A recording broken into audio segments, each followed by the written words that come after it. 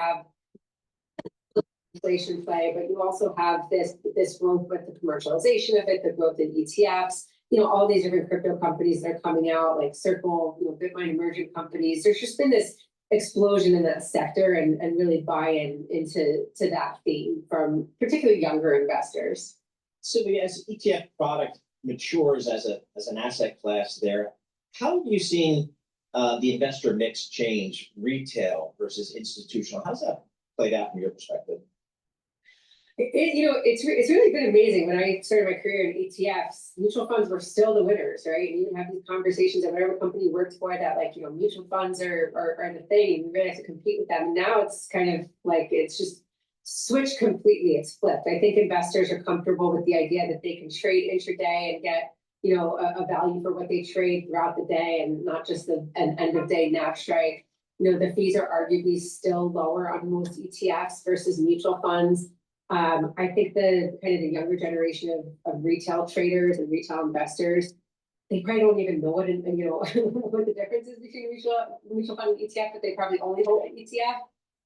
So I just think that there's just this big shift towards ETFs, and you kind of see that in the conversions that a lot of the larger companies are doing. That being said, no, on mutual funds, obviously, I just think that it's a different type of flexible product that is just really taken over in terms of interest. Well, you are, of course, loyal to the ETF world, Sylvia. Sylvia Jablonski joining us. Thank you so much. Sylvia, CEO and CIO of Defiance ETFs. Paul? All right, it is United Nations months here, a week here in New York Feels City. Like a month. It feels like a month, so we're all ready for gearing up for it, because it means just a lot of traffic, a lot of changes in road closures and so on and so forth as the UN gets together. Miles Miller, Bloomberg News, a senior reporter. He's all over this. Miles, thanks for joining us here in our studio. What's the expectations for this year's UN Assembly? Yeah, you should expect that, and a number of nations are coming at a time when there are conflicts around the world. And because of that, there is extra security this year.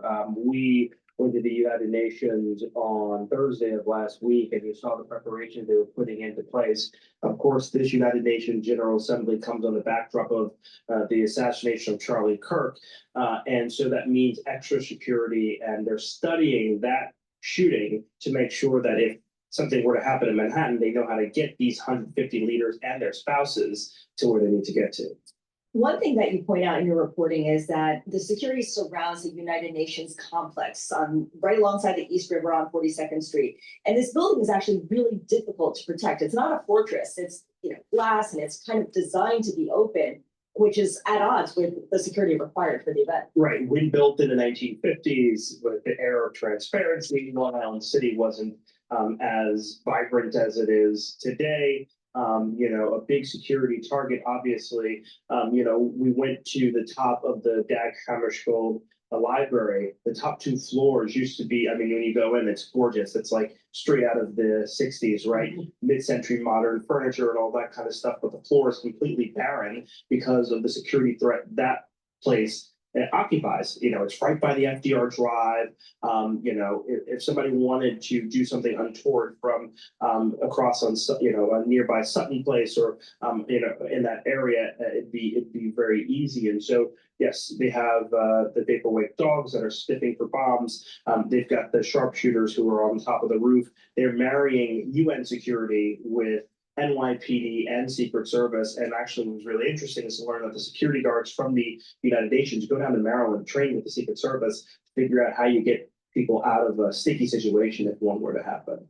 President Trump will be attending the United Nations. What's on his agenda? Yeah, I think, one thing we know is he'll be meeting with the heads of some Arab nations while he's here. These are meetings that they call on the sidelines of the summit, so he won't be meeting with them at the UN, but at hotels and that kind of thing. A number of meetings. It comes at a time when the U.S. has gone in this sort of isolationist path, going alone sort of path.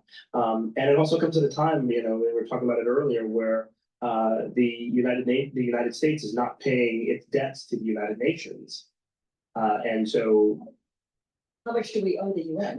I put it here because I didn't want to make a mistake on that. $3 billion, including 826 million tied to this year's regular budget. The rest is in arrears from past years and unpaid peacekeeping bills. But you saw it when Trump came into office, right? What we saw specifically was a pullback from US aid, a pullback in a lot of funding UNESCO and Human Rights Council and NATO as well. And so these unpaid bills will carry consequences under the UN's charter. Countries that fall 2 years behind behind their bills lose their vote in the General Assembly. We'll see what happens with that. What about the Security Council? Because the US is one of the permanent members of the Security Council. Right, so so you sort of have to figure out what will happen here. Of course, Trump is going to meet with the head of the UN.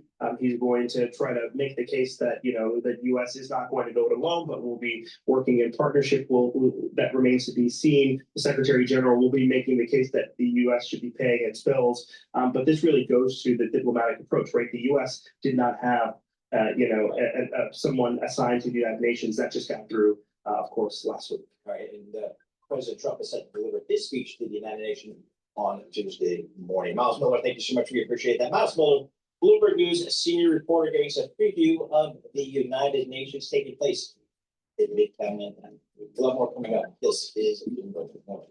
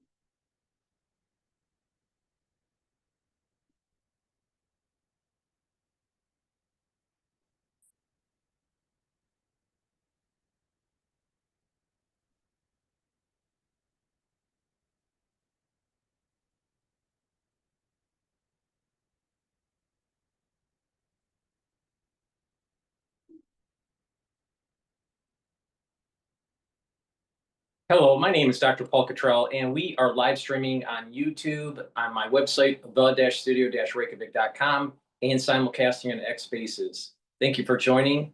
We're also going to re-release this recording on all my different channels. We're recording this on September 22nd. I also did a video last night with John Hogue, so please watch that video on the different channels. I have 4 channels on YouTube. I have Brighteon, Bitchute, and Rumble. Please subscribe to all those channels. The links are in the description of this video and all my videos. And if you like the free content that I provide, please help support the work by getting the great products that I have on my website. I have ebooks, supplements, and course material on immunology and pulmonology. You can also support the work that I do by donating. You can donate on my website through Stripe, PayPal, or Buy Me a Coffee. You can also be a paid member to my Substack channel and to Patreon. So take a look at those different channels. You can follow me also on X and on GETTR. Great. There are many modalities to follow my work. Please help support by donating, subscribing, and purchasing the great products that I offer. If you pay attention to the protocol that I mentioned throughout this video, you will improve your immune system, slow down the aging process, and you'll be able to weather the storm during the fall and winter. Better start being prepared for this fall and this winter, because it will be problematic. 100% sure on that. So please go to my store, the-studio-reykjavik.com. All right, we're going to go to Jimmy Kimmel discussion on the Hill.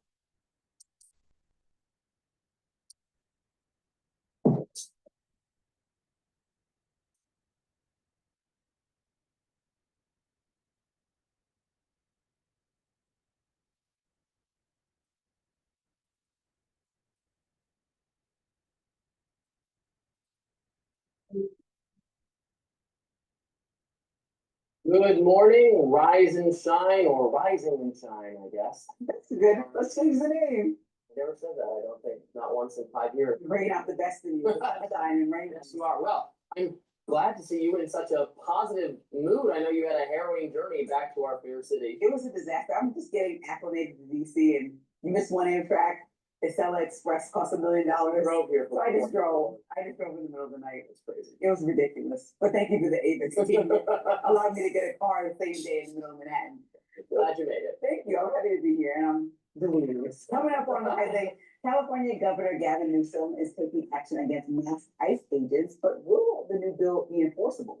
And plus, Governor Josh Shapiro is taking a jab at former President Kamala Harris. And I'll be Vice President, excuse me. not Yeah. President. Yeah, and I'll be discussing how the right seems to be betraying their free speech principles when it comes to Jimmy Kimmel. But first, Robbie, what is on your radar today? I have a similar subject that I'm addressing. Now, according to the latest news, as you just announced, Lindsay, Jimmy Kimmel is negotiating a return to late night after being yanked off the airwaves following his deplorable comments implying that Tyler Robinson, the alleged murderer of Charlie Kirk, was actually part of the MAGA gang. Of course, everything we've learned about Robinson suggests he was not himself part of MAGA. Rather, he allegedly killed Kirk because Kirk was MAGA. Kimmel should not have implied otherwise. He's not alone, of course. Incorrect notions about the suspect's political tribe have remained enduringly popular in liberal media circles. One of the top mainstream liberal Substack writers, Heather Cox Richardson, wrote last week that the motive of the alleged shooter remains unclear. This is simply not true. Interviews with Robinson's friends, family members, as well as text messages between Robinson and his roommate, his transgender romantic partner, paint a clear portrait of a man who found Kirk's conservative views harmful. Now, while Kimmel is a comedian rather than a newscaster, given how paranoid the mainstream media is about the spread of so-called misinformation, the criticism of Kimmel on this subject was well-deserved. And private businesses, private media companies, well, they're allowed to make decisions about their own programming and decide they don't want to employ, broadcast, or platform someone they disagree with, or someone who's losing money because the audience doesn't like it. Free speech means freedom from government coercion. It does not mean freedom to say whatever you want on somebody else's dime.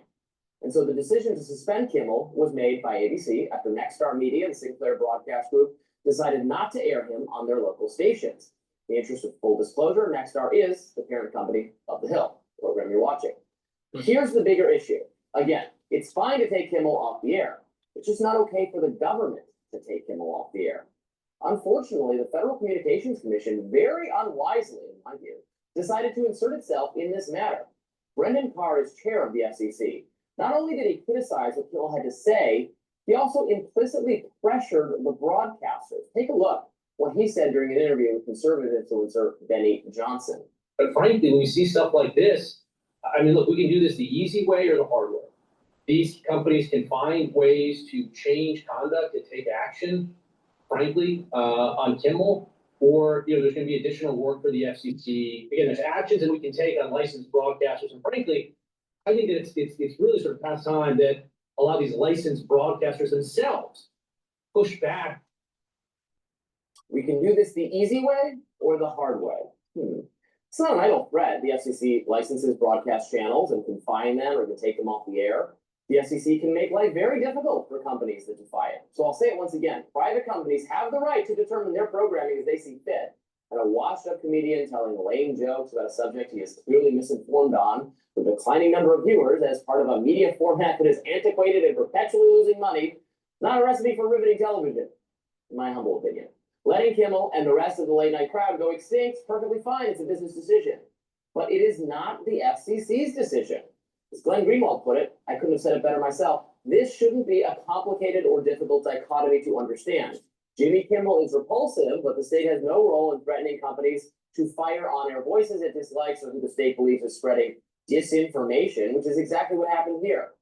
Moreover, the Trump administration's actions are functionally equivalent to the Biden administration's attacks on private social media companies, which caused numerous free speech infringements during the COVID-19 pandemic.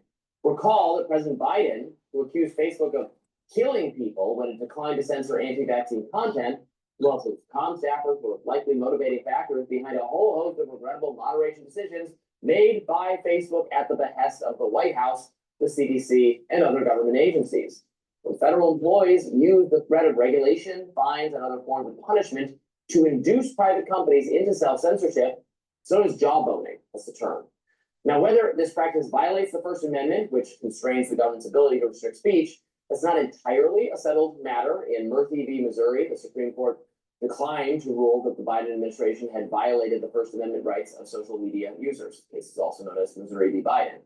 The majority decision, however, had to do with standing and did not actually address the arguments of the plaintiffs. Many free speech scholars rightly believe that the First Amendment rights of private media companies and their users will not be protected until and unless the court makes clear that this sort of behavior from federal bureaucrats, job owning, is wrong.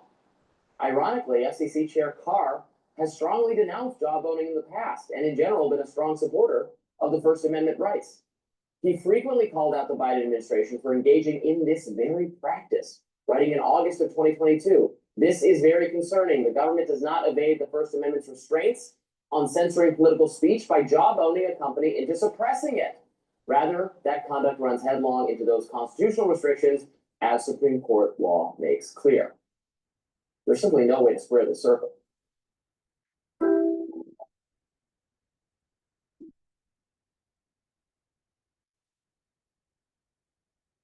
There's simply no way to square the circle. It's wrong for the Biden administration to pressure social media companies to serve the public interest as defined by Biden and censor fraught content. Then it's wrong for the Trump administration to pressure broadcasters to enforce a Trump-defined public interest. Don't just take my word for it. Senator Rand Paul and Senator Ted Cruz, they both agree with me. Cruz said the FCC's actions here were dangerous as hell. It's a direct quote from him. That all conservatives should oppose the FCC trying to pressure companies to make editorial decisions of this kind. And Paul said the following. You can be fired for not being popular also. I mean, this is television, for goodness sakes. You have to sell sponsorships, you have to sell commercials. And if you're losing money, you can be fired. But the government's got no business in it. And the FCC was wrong to weigh in. And I'll fight any attempt by the government to get involved with speech. I will fight. Good for them. Cruz and Paul are exactly right on this. I totally agree with them. I'm glad I'm doing my lens on this because I Yeah. have a lot to say, but I will respond to some of what you said. I think what the Trump administration is doing, it's like they're trying to just get rid of anybody that doesn't conform to the political speech that aligns with them. And it was even interesting in a step further that President Trump just last week started threatening to possibly revoke the licenses of broadcasters that say too many bad things. And I'm paraphrasing, but you know what he said, like, if you guys have seen him speaking about this, he was like, there's so much negativity about me. You need to revoke these licenses. And I think he's misunderstanding and misusing and often even considering abusing the government in ways, like you said, if private companies don't agree with it, that's fine. But the president should not be inserting himself on whether he's covered unfairly or not. Also, part of that coverage, which conservatives have complained about, bred a slew of conservative outlets that should be amazing for people that felt like there was lack of a voice to level the playing field. I mean, even Reason, where you work, Newsmax popped up in recent years. I mean, we're having multiple different outlets to provide. Well, Democrats have tried to throttle all those. So that's But they're here. blowback here is conservatives say, well, but Democrats try to get Newsmax taken off the air. They try to get Fox taken off the air. And also with the FCC, I think it's just totally wrong. So if you understand what the FCC is governing, they're looking at things like, are you running commercials to children? That's against the FCC rules. Is there indecency in the programming? That's against the FCC rules. So no matter what you think about Jimmy You Kimmel and I had to familiarize ourselves. to read through all of it. We're on, Yes, we went to an actual, seminar about it. But we were given bars of soap and told to scrub out our mouths. and we're also under a news division now. So we have to try to be accurate or attribute what we're saying. But with Jimmy Kimmel, people don't understand that he's under the entertainment division at ABC. So it's important to understand the differences between that. And even though he reports a lot of the news through his purview, he's still under the entertainment division. So that's an important distinction. He should be accountable to his viewers, accountable to the market, he's accountable to his bosses, to the network. The SEC needed not say anything about this matter. I wish they hadn't. But we'll discuss it more when it's time for your lens. We will. Next up, the president is speaking over the weekend. He did speak over the weekend, rather, at an emotional memorial service for. The FCC should not get involved, but people like Jimmy Kimmel, they have the right to speak, all right? But they don't have the right for reach. Freedom of speech, not freedom of reach, all right? If their ratings are tanking, if people don't want to listen to them, if the corporation is losing money, there's nothing wrong with the corporation canceling their contract or canceling their show or whatever as a business decision. But in this case, the FCC should not be getting involved. I think this is the totalitarian tiptoe. But no, there was no reason for the FCC to get involved. All right, let's listen to CNN here about this economy will be the key. So I think they're doing some polling. But before we do that, please go to my store, the-studio-reykjavik.com, and be prepared for the fall and the winter. All right. But not just that, the supplements and the different products that I have to offer are going to help slow down the aging process and boost up your immune system. So one great product that is very important to take every day, but especially in the fall and the winter, are structural nanosilver soap, or structural nanosilver toothpaste and the soaps. But the structural nanosilver toothpaste and the soaps. Okay. Now, with the structural nanosilver toothpaste, they'll whiten your teeth, freshen your breath, bring down inflammation at the gum line, and increase the gum line health. Has no fluoride, and it's really important to take this during the fall and the winter. This fall and winter is going to be problematic. You better be prepared. Get a few tubes of the toothpaste, use it, especially in the fall and the winter. And also get the structural nanosilver soaps. I have it in 4 different scents: charcoal tea tree, lemongrass, peppermint, and lavender. All right. Get a few bars for your household. Use it every day, but especially during the fall and the winter. This fall is going to be problematic, and you better start getting prepared. If something happens to you and you're not prepared, it's your own damn fault. Use discount 5, you get $5 off any order, but it's very important that you pay attention to what's going to be happening in the fall and the winter in the United States.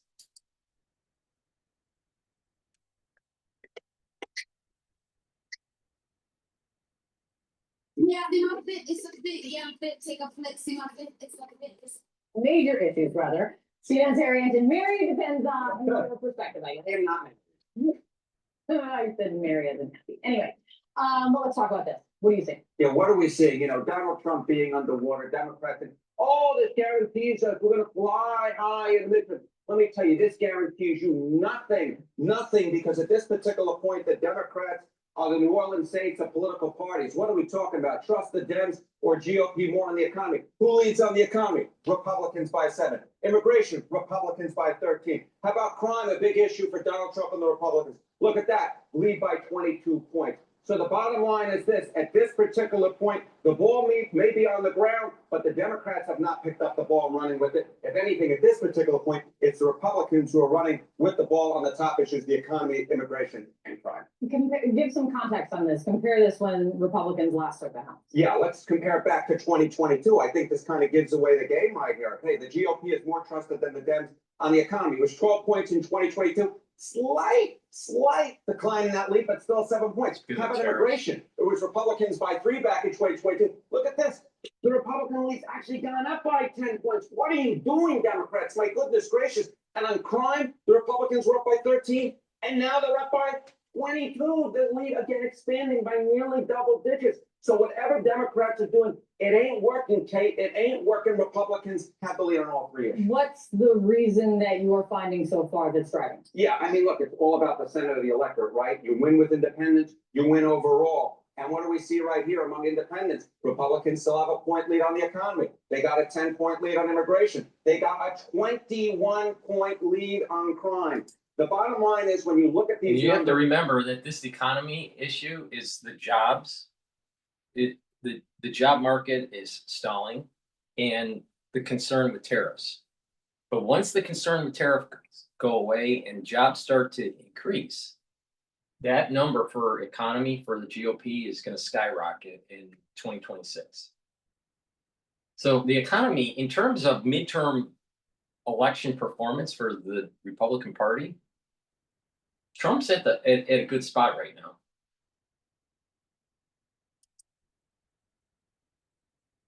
Democrats should call their offices, because at this particular point, even if Republicans, or even if the public doesn't like what Donald Trump is doing. They ain't necessarily liking what Democrats are doing. And it ain't just a referendum on one party. You actually have to go out and beat that party at this particular point. Democrats are not able to beat Republicans. They stay. And again, this isn't as Donald Trump came into office. These are numbers from this month. These are numbers from September of 2025. We still find that the Republicans leading on all three of these issues. And of course, this economy will be the key. If Democrats are going to win, they're going to have to likely win on the economy. At this particular point among independents, you see that 1-point lead for Republicans. And overall, at least according to the Washington Post, they hold a 7-point lead on the economy overall as well. Thank you, Harry. Thank you. Sarah. All right, joining us now is former New Orleans mayor and former co-chair of the Harris Walz presidential campaign, Mitch Andrew. Thank you for being here. You just saw Harry dancing around those numbers, but there is nothing fun about them for Democrats. So it's an interesting conundrum. Trump is underwater in polling still. Republicans, though, largely pass what Trump demands, and still Americans are saying on three really big issues that they trust Republicans to take care of it over Democrats. So what is the issue here? What do Democrats need to do? Well, first of all, welcome back. It's great to see you again. And Harry set me up. You heard that allusion to the New Orleans Saints. He didn't have to do that because he knew I was here. In any event, I've been working on something called the Working Class Project, and my team has traveled. We've had 61 meetings in 21 states, and we're talking to working class folks, people that are making less than $90,000 a year. These are the folks who actually win or lose elections for people. And the fact of the matter is they don't really trust anybody. They don't trust Washington. They don't think Washington's getting anything done. Nobody really is in a positive zone. Those numbers are who's better than who's. But if you look at the overall numbers, as Harry said, there's a jump ball. And the number one thing that working class people think about is the economy, because they feel like there's been a covenant that has been broken with them, with the government of America, whether they're Republicans or Democrats. And essentially the American dream, the promise is if you go to work and you work hard, you're going to get paid well. You're going to be able to put a roof over your head. You're going to be able to pay your rent. You're going to be able to take care of your kids. And by and large, because of the way you run everything with your family, your kids are going to have a better life than you. And most working class people think that that is out of reach, and they're really upset about it. So they're not happy with President Trump or the Republicans, but they're not happy with the Democrats either. So my advice to all of my friends that are running for office, whether you're on the red side or the blue side, and I'm on the blue side, is focus on the things that these people care about the most, because they feel like they're getting left behind. They feel like nobody cares about them. And right now they are underwater in terms of making ends meet, and they're not happy about it. And so that's that +1 number on the economy is actually a number that is attainable for us. The other two are more difficult. You got to focus on those things. You can be tough and smart on crime. You can believe that immigration is really an important issue, but you don't have to put people in a black hole without due process. There is absolutely a way, because as Harry said, it is a jump ball, but you have to pick it up and you have to put the ball in the hoop. I do want to ask you about some of the things that we've been hearing from Donald Trump. He said in his speech at the Charlie Kirk Memorial that he hates his opponents and does not want the best for them. But at the same time, Trump is also pushing the Department of Justice to go after his enemies, political enemies. What do you make of this? And should Democrats be afraid? Should they be concerned that there is this push? Outspoken, it's not in the shadows, he's saying it, and he wants Pam Bondi to do something about it. Well, first of all, the assassination of Charlie Kirk was awful and unacceptable under any terms. There should be no political violence in the United States of America for anyone at any time for the things that they believe in. And of course, the memorial service was an opportunity for the country to start healing and coming back together. And there was a lot of prayer, there was a lot of thought about that. And actually, Charlie Kirk's wife basically said, listen, we really have got to move into a new space. Unfortunately. And she said she forgave his killer. That is very consistent with the theory of the way we ought to be treating each other, as hard as that is. The president should bring the country together. He should not be speaking in the terms that he speaks of, and everybody in America should be concerned about that, whether you're a Republican, an Independent, or a Democrat. That is really not about party. That is about who we are as Americans and whether or not we think that we can peacefully coexist in a country with 330 million people of different races, creeds, colors. It is also completely unacceptable for the president of the United States to use his power to hurt his political enemies. That is antithetical to what America is about. So the president should really tone it down. He should take this opportunity to bring the country together, because that's what works for everybody. Unless you have that space, we really even can't have a reasonable debate about the price of housing or the price of cars or the price of energy. That's the thing that people care the most about. And I think every American has reason to be very concerned about the president's decision to say he hates his enemies and he wants to hurt them. Let me lastly ask you about the prospect. There have been some reporting on Axios about the prospect of Alexandria Ocasio-Cortez potentially running for either Schumer's Senate seat or the presidential candidacy in 2028. When you look at her and that possibility, what do you think of her as a potential candidate for these? Well, first of all, she like Charlie Kirk, both of them have a charisma that attracts tons of different people. In 2028, you're going to see a plethora of candidates that span the entire spectrum. So I'll say have at it. She's got a bright future ahead of her, whether or not she can get elected to the Senate or to the presidency, who the heck knows. But I don't think you can deny that she has really tapped into something for her constituents that make her feel really good. I happen to like her very much. What I would say to whoever is running, especially on the Democratic side, and you can see this with Abigail Spanberger in Virginia, Mikey Sherrill in New Jersey. You can actually see it in New York. Those people that focus on the cost of living, and you make sure that the working class people see you, and make sure that you see them and hear them. They're concerned about healthcare costs. They're primarily concerned about housing. They're concerned about prices as well. So when you go to them and talk about democracy, which is a really important issue, what they say to me is, hey, Mitch, while you're saving democracy, can you save me a couple of pennies so that I can support my family and put a roof over my head? Because if I can't do that, I can't breathe and actually don't have time to think about it, especially working class moms who are working 2 or 3 jobs, have to go home and take care of the father. They got to take care of their grandparents. They got their kids. They are completely, on just really in a bad way right now. And they want somebody to see them and help them fix their problems. And the people who do that are going to do well. You're touching on something that we just talked about, which is the price of everything is going up. Childcare, healthcare, Right. Homes, cars. Well, remember, President Trump came into office and said, I alone can fix it. And when I get in office, I'm gonna reduce the price of gas by half within 8 months. I am gonna fix the war in Ukraine. I'm gonna fix the war in Gaza. Everything's in chaos. Everything is a mess. But as Harry just said, you can't just criticize. You've got to pick up the ball. You got to put it in the hoop.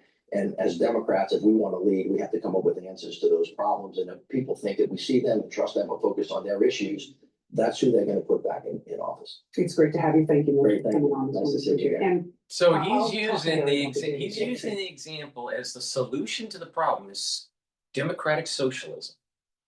But socialism has always caused dislocations in markets, higher costs, less productivity in the society. But his solution is democratic socialism. AOC's got a bright future. The Democrats are going to have the solution for the problems in New York City. Really?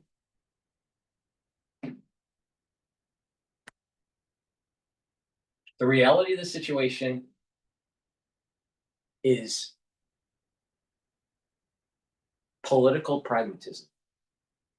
I coined the phrase. All right?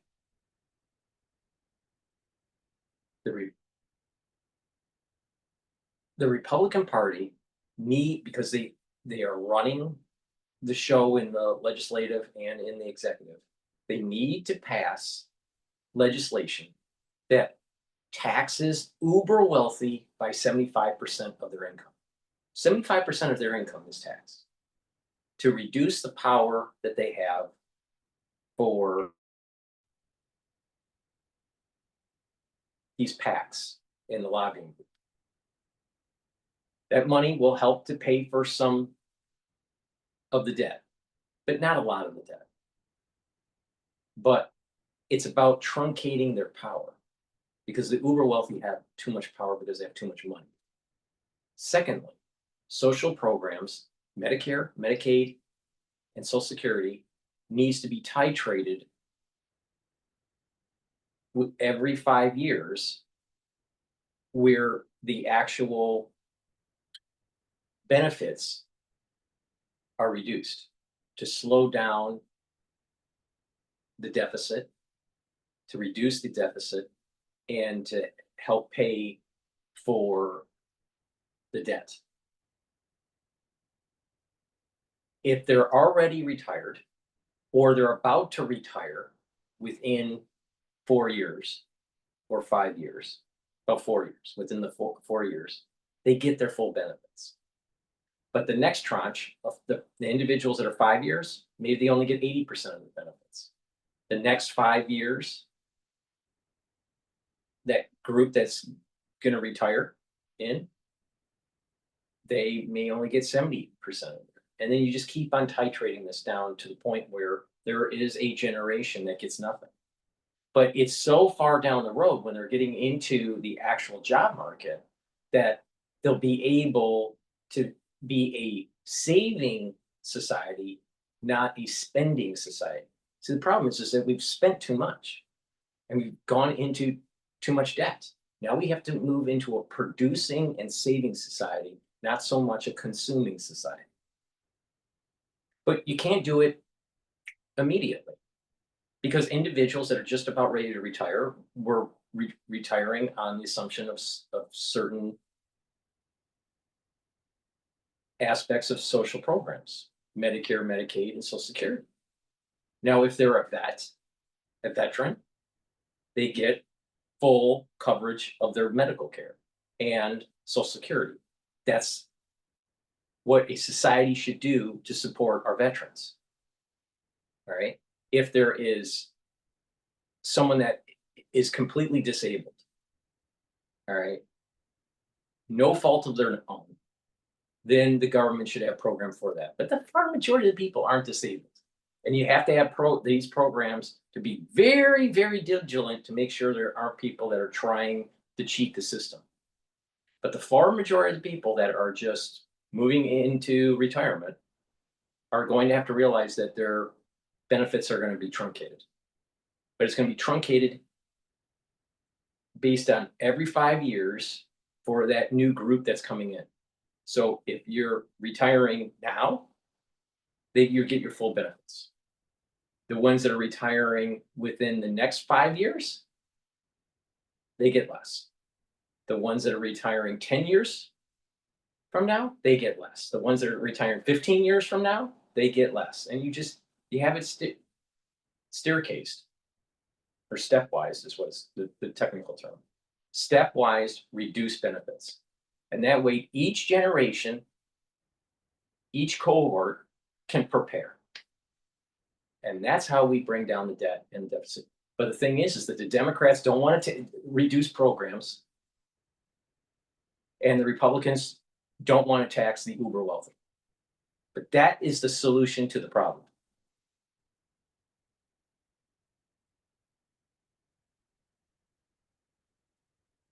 Please go to my store. Oh, in terms of healthcare, a lot of the healthcare that we pay for is because we're not eating properly.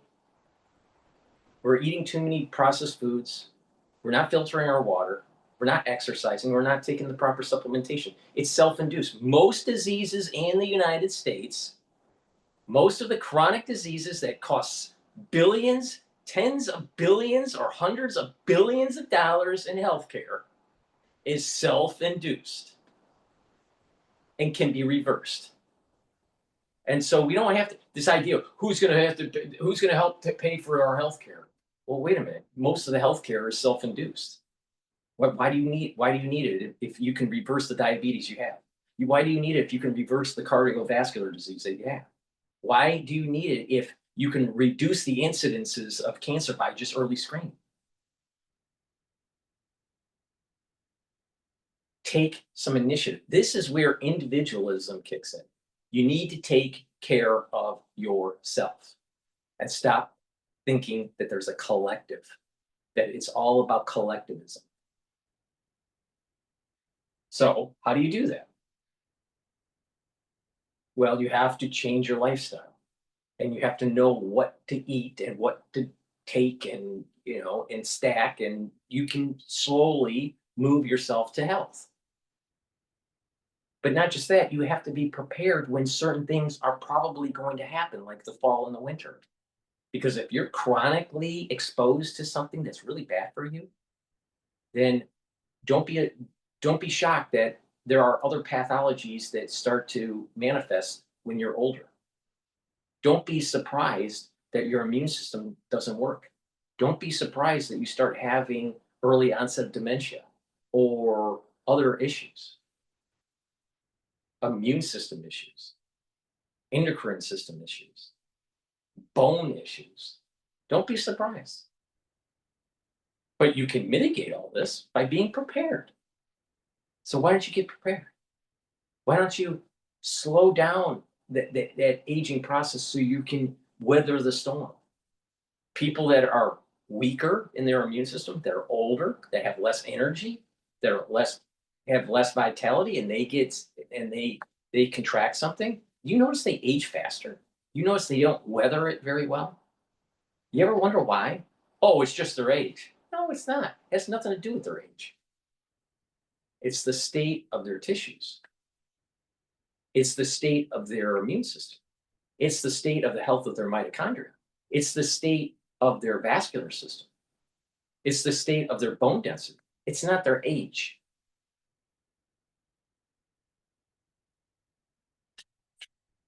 Please go to my store, the-studio-reykjavik.com. Be prepared for the fall and the winter. I can't tell you this enough. Be prepared for the fall and winter. If you have a throat irritation, get the drops and the lozenges. Make sure you use them to mitigate the problem. I have elderberry zinc in stock. The lozenges are larger, the 21 in each bag. Get a few bags for your household. I also have drops, which are smaller. You get 100 in each bag. You can get it in cherry flavor, blueberry, and honey and lemon. Very high quality drops and lozenges. Have a few bags at your home and at work. And the moment you have that throat irritation, especially during the fall and winter season, make sure you take it right away. Because if you don't, you're going to regret it. I guarantee you this.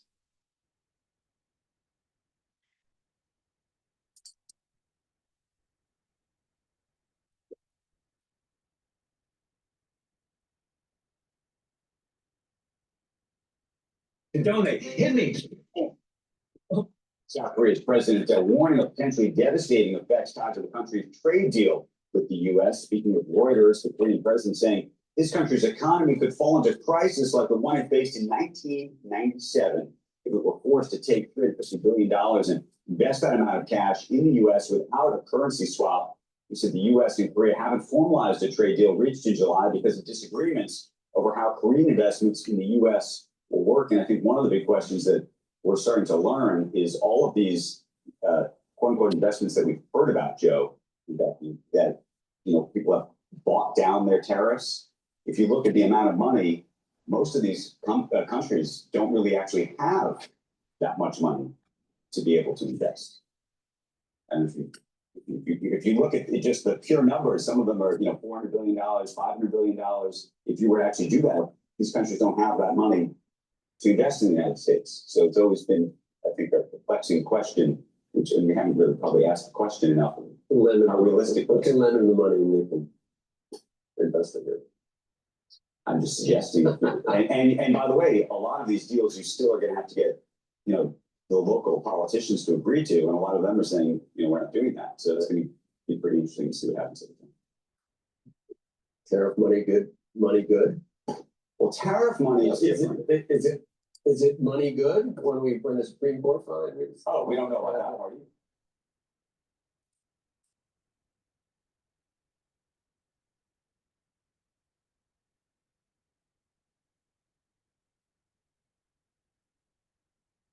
All right, let's listen into Times Radio. Let's speak to Professor Robert Ph.D, who's a political scientist and the director of the Chicago Project on Security and Threats. Robert, thank you for being with us tonight. I know that you have studied very closely political violence in the United States of America in the last couple of years. You point to something that we heard there in that clip, and we've heard a lot tonight from some of the bits that I've been able to pick up from this this memorial of sort of enemies, heroes, villains, those kind of characters being drawn, lines drawn in the sand in American politics at the moment.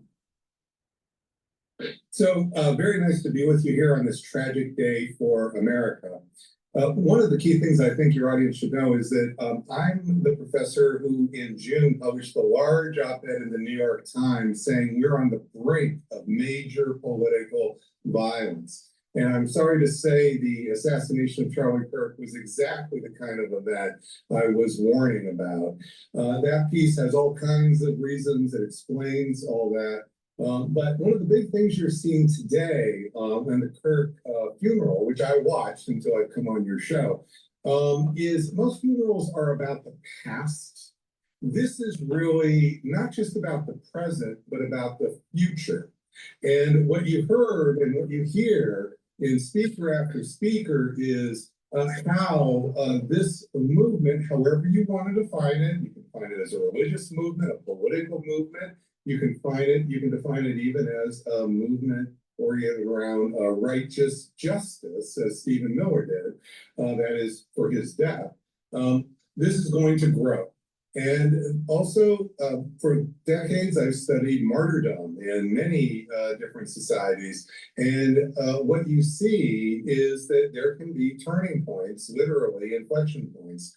We've already entered the era, I call the era of violent populism. I was warning about that. We're now in the grip of violent populism with high levels of political violence on both sides of the aisle. That also has been already a pattern where we have large tens of millions of Americans support political violence on both sides. This could actually grow as the months go on. A side point this, Gusto is the best choice for small business payroll. It's fast. It's trusted. It's a great value. A side point this, I'm keen for your take on it, given your proximity to studying this. There was a story a few months ago of Democrat lawmakers who were politically assassinated. That doesn't appear to have contributed to the same sort of movement, inflection, sense of anger and outrage that this particular political assassination has. Why have they been greeted differently? But that's why I published that op-ed in June in the New York Times. It wasn't a random piece. It was published a few days after the Minnesota political assassinations of those Democratic leaders. And it gave three really clear reasons why the next prominent assassination attempt or assassination was going to be a completely different animal. So number one, we had seen a string of political assassination and assassination attempts and other political violence growing, not just simply happening across both parties, but literally accelerating since January of 2025. That is, we've had over 100 Tesla attacks, which are political attacks against Elon Musk and the conservative Doge that he was doing with the U.S. government. Then we saw the assassination attempt against Democratic Governor Josh Shapiro that almost killed him and his family, literally minutes away, burning them to death here in April. Then in May, we saw the assassinations of the Israeli staffers in Washington, D.C. Then in June, we saw the big dust-up when Donald Trump sent ICE agents into LA, which caused a gigantic kerfuffle. That, of course, led to the coming of the guard, et cetera, et cetera. And then we saw the Minnesota. So there's not just been like one event, sir. There's been a whole string of events. On top of that, we conduct surveys of support for political violence in the United States at my center, the Chicago Project on Security and Threats. We've been doing them for 4 years, about every 3 or 4 months. Our May survey showed the highest levels of support for political violence on both sides of the political aisle.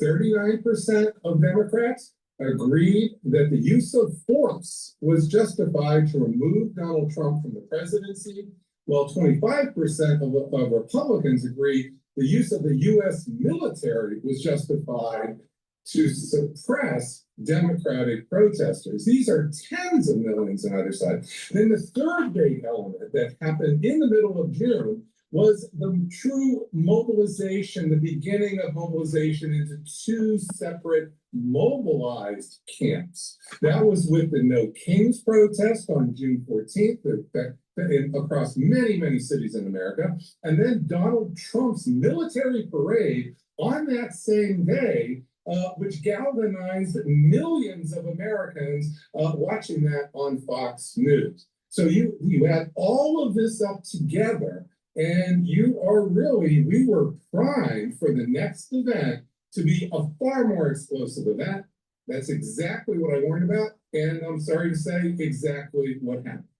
And so what you're talking about there then is a broader change in the language and the style and the sort of aesthetics of politics in America to include, you know, physical violence or physical muscle, and physical strength, or exploiting people's weaknesses. I call it, yes, sir. I call this the era of violent populism.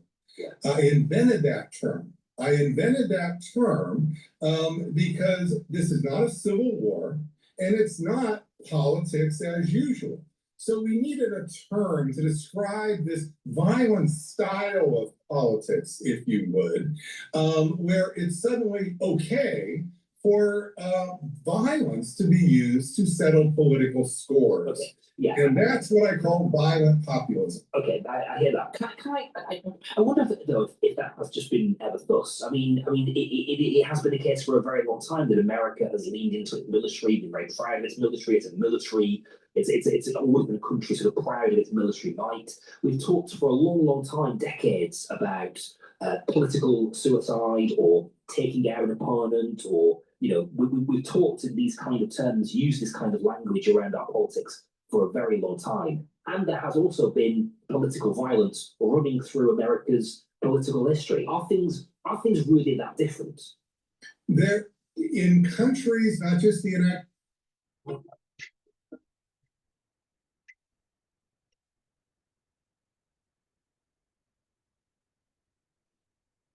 in countries, not just the United States, but in countries around the world, when you see punctuated eras of political violence, that often corresponds to punctuated social change, major social change occurring in that punctuated period of time as well. The big social change in America now is, for the first time in our country's 250-year history, we are transitioning, we're in the transitional generation from a majority white democracy to a minority democracy. 1990, America was 76% non-Hispanic white. Today, we're 57% non-Hispanic white. It'll be another 10 or 15 years, depending on deportations, which you'll notice is almost all non-white people, until we would get to that minority position. Well, this is why our politics, when you have big social changes in a country, these shock politics, because a change like that will change which political party is going to win an election. It'll change literally who governs the country, and it'll also change the winners and losers in a country. And that's why you get much bigger stakes in elections, and why you get real violence in political violence at these punctuated periods of time. So this started the tipping point generation about 2015. I date the violence change on both sides about 2017. Your listeners will have to come to our website, Chicago Project on Security and Threats, to hear the reasons. And so this really is the reason why it's suddenly upon us and escalating, and it can escalate a lot more, because this is not simply a function of one political leader, although some can make it better or worse. Okay. And just finally, we often talk in these conversations about one side being worse than the other. You're going to hear a lot tonight at this Charlie Kirk Memorial about the left being responsible for political violence in America. You'll hear a lot from the left. The right are responsible for political violence in America, and they'll point to moments like the insurrection, Democrats being killed, and the right will point to moments like Charlie Kirk's assassination. How do you greet those arguments? It's much more balanced. So each side wants to believe the other is mostly at fault. That's how politicians work. That's just not the case. So since 2022, you've had the assassination attempt against conservative Supreme Court Justice Brett Kavanaugh, the assassination attempt against Democratic leader of the House, Nancy Pelosi. Last year, 2 assassination attempts against Republican candidate for President Donald Trump. That just went through. Democratic leader of the House, Democratic governor of Pennsylvania, Josh Shapiro, the Minnesota assassinations of political leaders in June. Now the assassination of major mega political leader Charlie Kirk. Now what you are seeing is a roughly balanced size. And to get much more information on all the balance of this on our CPOST, Chicago Project on Security and Threats website, then I have time to give you in 20 seconds. Please go to my store, the-studio-reykjavik.com. Get ready for the war that's going to be happening in the United States because of this inflection point of the changing demographic and the shift of the minorities running the country. The reality of the situation is this. Yes, are there going to be more minorities in the United States as they, age in and start voting? But not all those minorities are going to go to the Democratic Party. Many of them are going to build businesses. Many of them are going to be more conservative. Many of them are going to be voting Republican. If you look at the situation, many people that voted for Trump were actually Latino. So to assume that it's only the minority that's going to be going to the Democratic Party, I think is ridiculous. But there's definitely a shift in perspectives. Now, the question is how much, the bigger question is this, not so much what's the demographic of the shift of power relative to ethnicity. What's more important is this, within those ethnic groups, how many of them have actually integrated themselves into American culture versus staying ghettoized. That is way more important of a lens of what's happening. If they continue the ghettoization, then we're going to have political conflict. If you're going to have individuals that actually plugged in and assimilated to American culture, then it won't matter. So please go to my store, the-studio-reykjavik.com. Get the nattokinase. Nattokinase is fibrinolytic. It's going to break up clots. It also helps to bring down your LDL levels and increase your HDL levels. This is very important for cardiovascular health, but you also should be taking this in the fall and the winter. Trust me, take it. Olive leaf extract is synergistic with nattokinase, but you can take olive leaf extract by itself. Olive leaf extract brings down inflammation at the vascular level and systemically. That's going to help to boost up that immune system and help with your cardiovascular health. And olive leaf extract helps to bring down LDL levels and increase your HDL levels. So it's a great way to improve your cardiovascular health and your immune system. But stack them together, olive leaf extract and nattokinase, and take them especially during the fall and the winter. Why? Because what's coming is going to cause problems with your cardiovascular system. That's why. Magnesium and zinc boosts up your immune system, but also your brain function. Super important. And magnesium increases the efficacy of vitamin D3, and you're going to need a lot of vitamin D3 during the fall and the winter. Trust me. Vitamin C and magnesium helps to improve your skin, boost up your immune system, and helps with your brain function. And guess what? A lot of people that you will know within the next 5 years, or you may have already started seeing it within yourself or with people around you, especially people that are 40 years of age or older. Guess what? Within the next 5 years, or it's already started happening, you're going to know 30% of your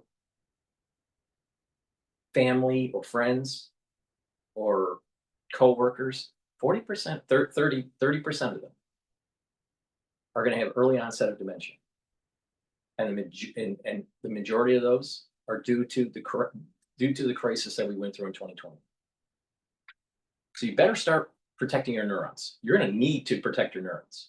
You don't be surprised that you go, can't find how to write a sentence or say a sentence, or have gait issues or Parkinsonian shakes. Don't be surprised. You can mitigate it if you pay attention. And it's a holistic approach. You have to activate those neurons.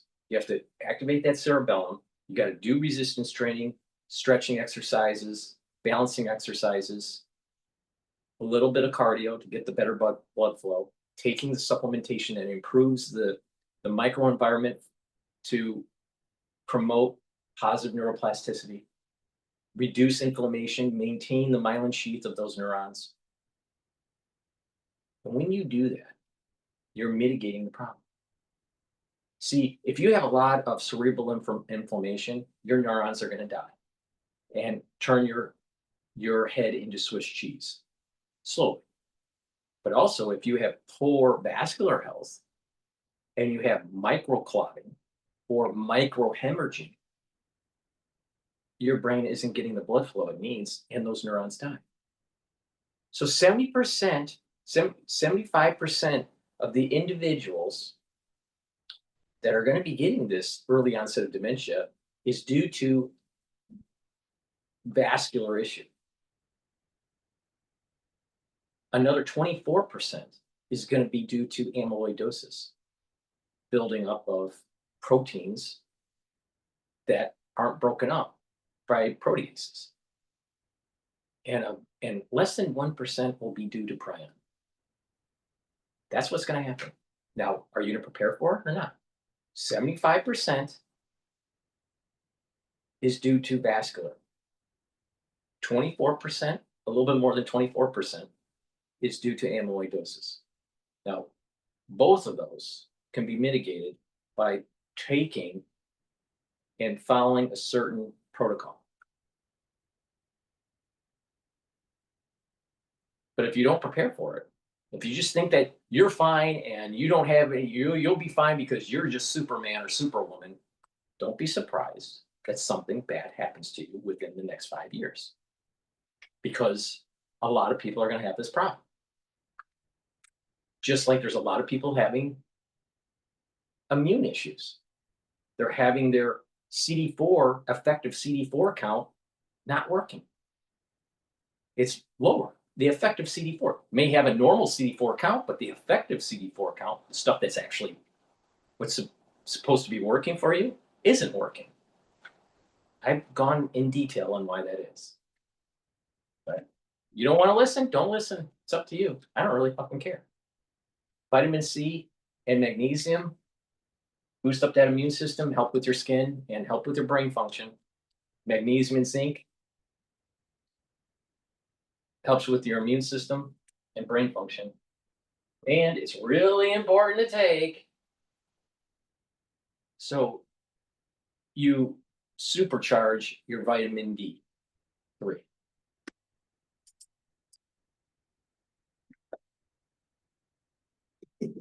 If your pet goes from weird to weirder, grouchy to grouchier. The UK, Australia, and Canada are formally recognizing a Palestinian state yesterday. UK Prime Minister Keir Starmer writing on X this. To revive the hope of peace for the Palestinians and Israelis and the two-state solution, the United Kingdom formally recognizes the state of Palestine. They explain further in a video. Let me just go off on a quick tangent. The big issue right now, Trump's $100,000 visa targets $280 billion of India success story. All right. You worried about the $100,000 H-1B visa? Or are you more worried about early onset of dementia because of someone or a group of people doing things that they shouldn't be doing? That affected the whole world. Which one's more important? But not just that. Let's just go into the H-1B $100,000 proposal that Trump has stated. I have seen in automotive, back in the early 2000s, how companies were, especially tier ones and OEMs, were trying to cut their engineering costs.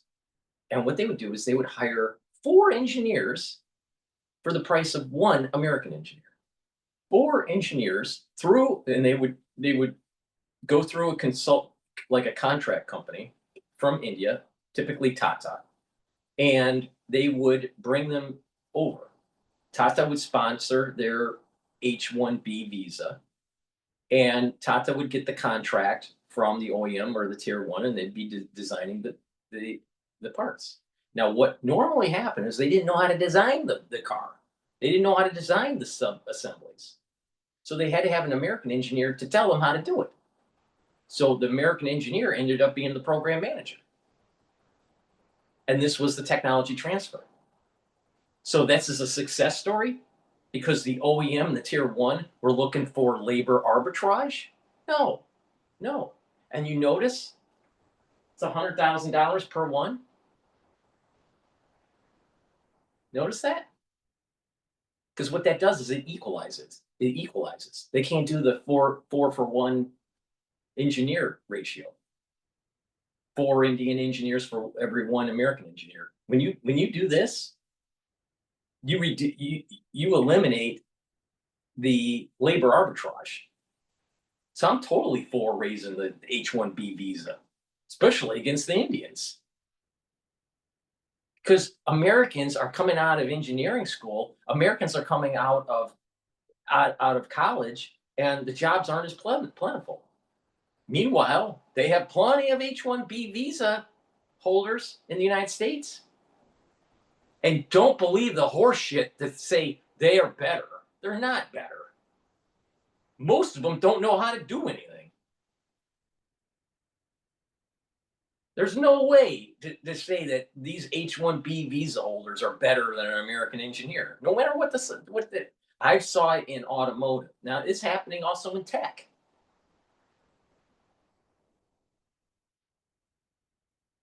Wake up, America.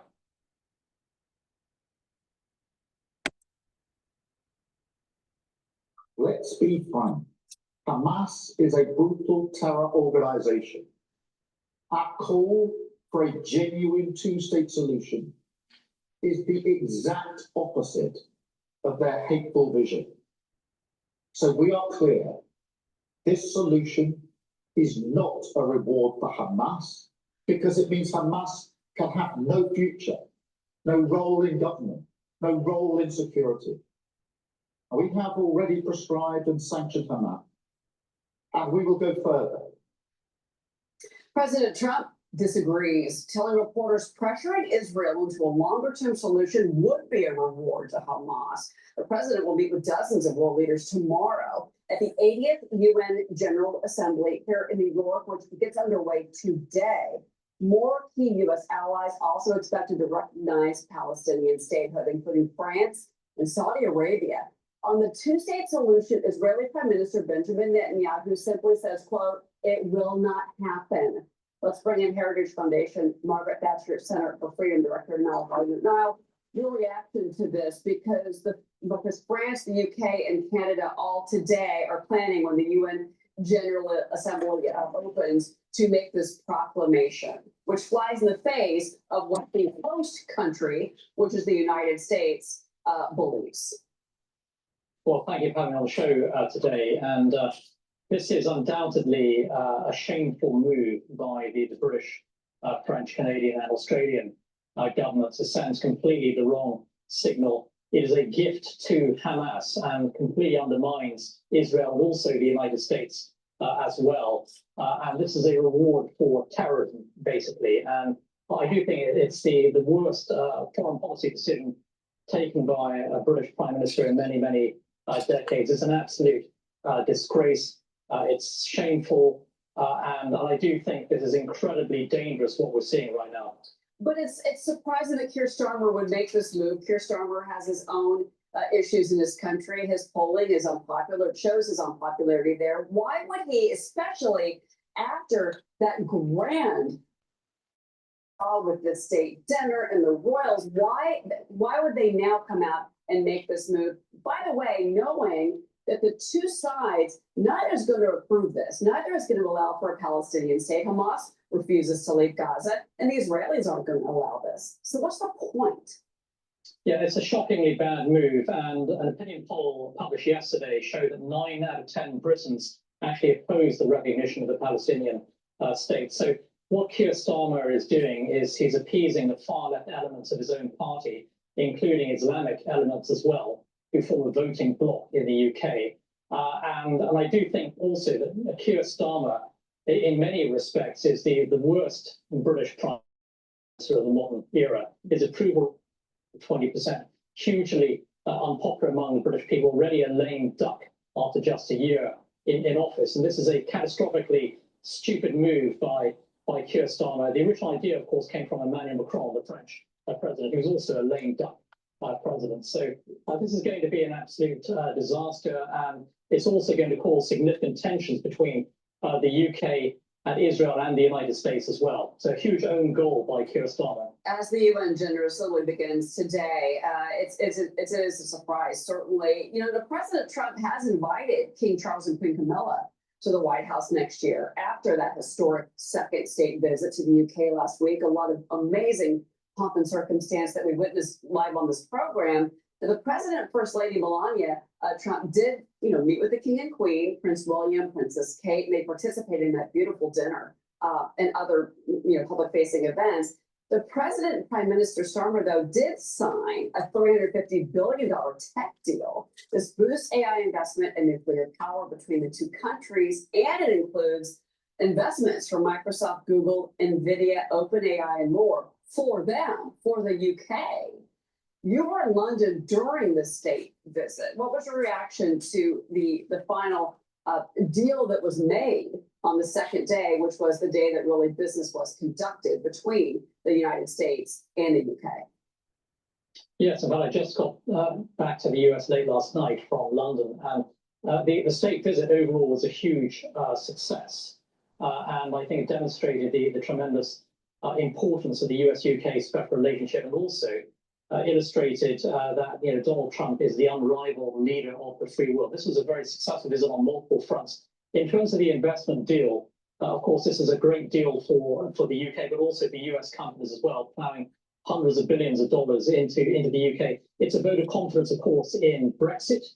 I think there's real skepticism here in Washington with regard to how the European Union is doing. But I think there's more faith in the long-term future of Brexit Britain outside of the European Union.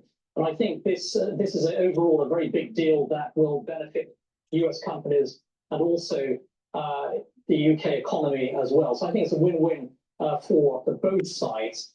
And it's an illustration really of the power and the enduring strength and importance of the US-UK special relationship, the beating heart of the free world in so many respects. And I do think last week's state visit was an absolute triumph, of course, for President Trump, a great moment, I think, for American leadership on the world stage, and also a very good moment as well for Great Britain and the British monarchy. Britain at its very best, I think. Yeah, certainly. But again, the elephant in the room was the digital services tax. The elimination of that, I think, would be an incredible goal to look forward to. Absolutely. Yeah, that needs to be dealt with promptly. Nell Gardner, thank you so much for being with us this morning. Certainly appreciate it. My pleasure.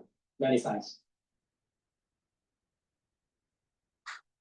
What's your credit card debt balance? If it's $10,000 or more, here are 3 easy solutions you can start implementing today. Number 1, the first step to tackling your credit card debt. The Foreign Secretary, Bitchute, says she's warned Israel not to annex parts of the West Bank in retaliation for the UK's formal recognition of Palestinian statehood.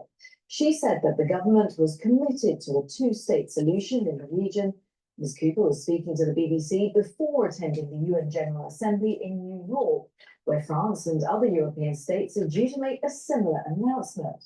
Well, this follows Sunday's coordinated announcements by the UK, Canada, Australia, and Portugal. Israel's Prime Minister Benjamin Netanyahu has accused those who recognise Palestine of rewarding terrorists. He insisted Palestinian statehood would not happen. And the Palestinian President Mahmoud Abbas welcomed the move as a step towards lasting regional peace. Hamas called it a victory. Here's our diplomatic correspondent, James Landau. The West Bank, East Jerusalem, and Gaza may be occupied Palestinian territories, but do they form a state? Yesterday, Britain, Canada, and Australia said they did. And at the United Nations today, France and several other European nations will follow suit and make similar declarations. This is very much a joint effort. Western countries coming together to try to maximize the impact, to send a signal to Israel and its allies that they believe international opinion on this is only heading in one direction. The Foreign Secretary told us the UK had taken a moral decision to challenge the idea there could never be a Palestinian state. That is doing what extremists on all sides want, which is abandoning any prospect of a two-state solution. But it is incumbent on us now to revive the whole vision, the purpose of a two-state solution. How concerned are you about the risk of Israel using this as a pretext to start annexing parts of the West Bank? We have been clear, and I have been clear to the Israeli foreign minister, we have been clear to the Israeli government that they must not do that. The idea that Gaza, devastated by war, and the West Bank, filled with Israeli settlements, could form a single state might seem a distant prospect. And Israel's Prime Minister, Benjamin Netanyahu, said it would never happen, saying a Palestinian state would be a terror state. But the man leading the UN's aid agency in Gaza told us a Palestinian state was possible, only if there was a ceasefire. The declaration is not enough. The declaration are words for the time being. Now we have to walk the talk. So this declaration needs now to be accompanied by this genuine commitment to make the resolve of the Palestinian-Israeli conflict a top priority. Western powers want to give Palestinians what they call a horizon of hope, but they need a ceasefire first. James Landau, BBC News, New York. Well, we're going to discuss all those points with a number of guests throughout the day. Firstly, we're going to cross over to speak to our Gaza correspondent, Rushdie Abu-Alouf, who joins us from Istanbul. And Rushdie, although this has been welcomed by Mahmoud Abbas, obviously there are concerns that Israel remains opposed to a two-state solution. The Israeli government has a hard line within the government, and there are those threats of retaliation through more annexations of parts of the occupied West Bank. Yes, that's what the Palestinians in the West Bank are fearing the most now, is that the Israeli reaction to this new recognition would be on the ground, and they're already, suffering from different problems in the West Bank. And one of them is the expansion of the Israeli settlements and the violation of the Jewish settlers against Palestinians everywhere. And the Palestinians were talking about it, very long debate in the social media about this. The people in the West Bank feel that this would push Israel to annex the part of the West Bank. The people in East Jerusalem believe that this move would push Israel to tighten more the security grip on the people in the West Bank. But most important, the people in Gaza, who believe that this step is welcomed, because they have been dreaming for 70 years, over 70 years, to have their Palestinian state, and any country is recognizing their right to have their state is welcome. But they said, unless this move is stopping what they are living and what they are describing as the hell in Gaza, this is very little, very late step. That's what the people in Gaza said. And there's also a question mark over tangibly, realistically, how this would look, because, of course, Palestinians in the occupied territories have been fragmented enormously into separate small places. There is a difficulty to see how these territories will potentially be governed going forward. Arguably, the UK government insisted that Hamas has no place in Gaza, whereas who potentially would realistically command and govern these areas?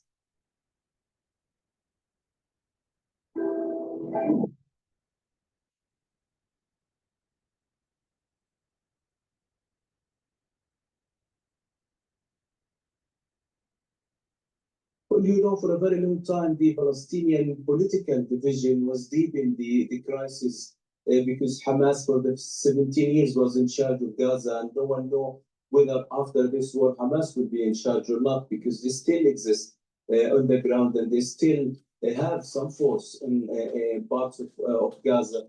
And the BA, which run by Fatah, is in the West Bank. So all the time, Palestinians were calling first to have their unity between the factions, so they can stand in the front of everyone, most Palestinians say, and ask for their state. Now, it's very complicated situation in the West Bank. The Israeli expansion of settlements, the Israeli, daily incursion of Palestinian city, Palestinian Authority is losing control of most of the refugee camp in the West Bank. Hamas is devastated in Gaza, and the people in East Jerusalem have no hope. So people say there is a Palestinian state in the paper, but on the ground, it's impossible now. Rushdie, for the time being, as always, many thanks. Our Gaza correspondent there, Rushdie Abu Alif, joining us from Istanbul. Let's cross over to Jerusalem because my colleague Yolande Nell, our Middle East correspondent, joins us live now. And Yolande, we heard strong words yesterday from Benjamin Netanyahu. Today, it looks like Israeli military forces are really doubling down across Gaza. And of course, we're expecting Benjamin Netanyahu to be at the UN during this week, where again he'll reiterate his strong response. That's right. What we've had so far from Israeli leaders has been a very defiant, angry response, and you can see why Palestinians are actually in Bethlehem in the West Bank today. People are worried about the backlash of all of this, as much as they might broadly welcome the moves towards recognition. So what the Prime Minister of Israel has said already, he said that there will be no Palestinian state west of the Jordan River. That's in the land that I'm on at the moment. He's pledged to continue expanding Israeli settlements on land that Palestinians want for a state of their own. And just around Bethlehem, you can see more and more of these little outposts that have popped up in the 2 years that the Gaza war has been on, while world attention has really been very distracted from here. But the Prime Minister is not giving at the moment an indication of what his full response will be to these diplomatic moves. He said he's going to make further announcements when he returns from the US, having both given his address at the General Assembly and also met with President Trump, with the US, of course, being such a key ally here. The US said that it was performative, these moves that have taken place, but it will be very difficult, I think, for the US to deal with annexation. That will just complicate Israel's ties even more with other Arab countries in the region. Indeed, Yolande, as always, many thanks. Yolande now they're joining us live from Jerusalem. This is setting up for a larger conflict that's going to accelerate this year and into next. I'm very concerned of 2026 in September 2026. But things that are happening now, and as we move into 2026, it's going to be very problematic. Very problematic. You have nations like France and the UK that are going bankrupt, telling everybody else in the world how to run their country. Please go to my store, the-studio-reykjavik.com. Get the heirloom barley. This will help to detoxify your body, bring down inflammation, and soak up free radicals through superoxide dismutase. This is a high-density protein, very high quality. It's important that you detoxify your body regularly so your organ systems perform better, including your brain, your immune system, and your endocrine system. Bringing down inflammation is super important for your immune system, your endocrine system, and your brain function. And soaking up free radicals is going to slow down the aging process. Take this regularly, and you're going to notice that your body is performing better and you're slowing down the aging process. You'll have more vitality. Also take collagen. Collagen is a dual purpose supplement. It's a powder. This is a month's supply. Mix it with soft foods, filtered water, a smoothie, or even with milk. But take it every day. Do resistance training. It's going to help with your musculature, your bone density, joint health and cartilage, skin, hair, and nails. Take it every day. Super important. Please go to my store. Use discount 5, all caps, discount 5. You get $5 off any order. You spend $100 or more, you get a free gift until supplies last. And you are going to need that free gift for the fall and the winter, trust me. But if you don't want to pay attention, it's your own damn fault. I had a great call with President Xi, and as you know, he approved the TikTok deal. And we're in the process. We have some great investors, some of the biggest in the world, American investors, great people. And we look forward to getting that deal closed. Are you confident that the CCP won't be exerting control? Yeah, we're gonna have a very tight control. I want to thank President Xi because he was a gentleman. and we've just had a good relationship. President Trump explaining more about the TikTok deal reached between the White House and Beijing after spending 2 hours on the phone with Chinese President Xi Jinping on Friday. Now, the Wall Street Journal reporting the president will approve the deal via executive order later this week, writing, quote, the algorithm that suggests content will get an overhaul, but users likely won't need to download a new app, according to a senior White House official. This is from the Wall Street Journal. White House Press Secretary Caroline Leavitt further clarifying who is going to control the app. Watch this. We are 100% confident that a deal is done. Now that deal just needs to be signed, and the president's team is working with their Chinese counterparts to do just that. This deal means that TikTok will be majority owned by Americans in the United States. There will be 7 seats on the board that control the app in the United States, and 6 of those seats will be Americans. And the data and privacy will be led by one of America's greatest tech companies, Oracle, and the algorithm will also be controlled by America as well. President Trump also says he's going to meet with Xi Jinping in person next month at the APEC summit in South Korea. That would be their first face-to-face sit-down since 2019. He posted about further plans on True Social. Here's what he wrote. I would go to China in the early part of next year, and that President Xi would likewise come to the United States at an appropriate time. Want to bring in Gaystone Institute Senior Fellow Gordon Chang. Gordon, your reaction in particular to President Trump saying, I'm going to go to Beijing. Yeah, I'm not happy about the president going to Beijing. The reason is that the Chinese will spin that as a vassal going to the Grand Celestial Court. This is not just Communist Party diplomacy. This is Chinese diplomacy over the course of 2 millennia. I'm happy if he goes, but only after Xi Jinping comes to the United States. Now, I'm sure that President Trump doesn't believe that he's a vassal, but the point is that Chinese will tell others around the world that that is the case. And that will make it more difficult for President Trump to actually accomplish his goals because people will be believing the Chinese narrative. So I hope that President Trump does something that upsets that narrative. I'm positive that he'll do that, because he does assert America first. But you also bring up worries about the algorithm on the TikTok deal. And I want to ask you about this because you said there are disturbing indications. The most important aspect of the deal, control of the curation algorithm, will be unsatisfactory. What do you mean by that, Gordon? Well, first of all, the algorithm will be licensed from China, according to Wall Street Journal reporting. And they say in the journal that U.S. engineers will work on it. That could be okay, but we need to see the details on that because the devil is in those details. This curation algorithm is critical because China has used it to exacerbate social divisions in the U.S., to meddle in our elections, to promote social ills like suicide and illicit drug use, and to promote Hamas and other terrorist groups. So clearly control is critical. Now, the thing that bothers me a little bit is that the Chinese Foreign Ministry, which had the official Beijing readout, has not confirmed that there was a deal. They just said that Chinese enterprises are free to negotiate with foreigners as long as they comply with Chinese law. And Chinese law prohibits the exportation of technology like the curation algorithm. Well, it's because I'm assuming, my sense is that there are other things within the trade negotiations that the Chinese want, and you give on TikTok, you negotiate somewhere else, but we'll see what happens with those negotiations. Channel Desh's on the set with us, Gordon. She had a question for you.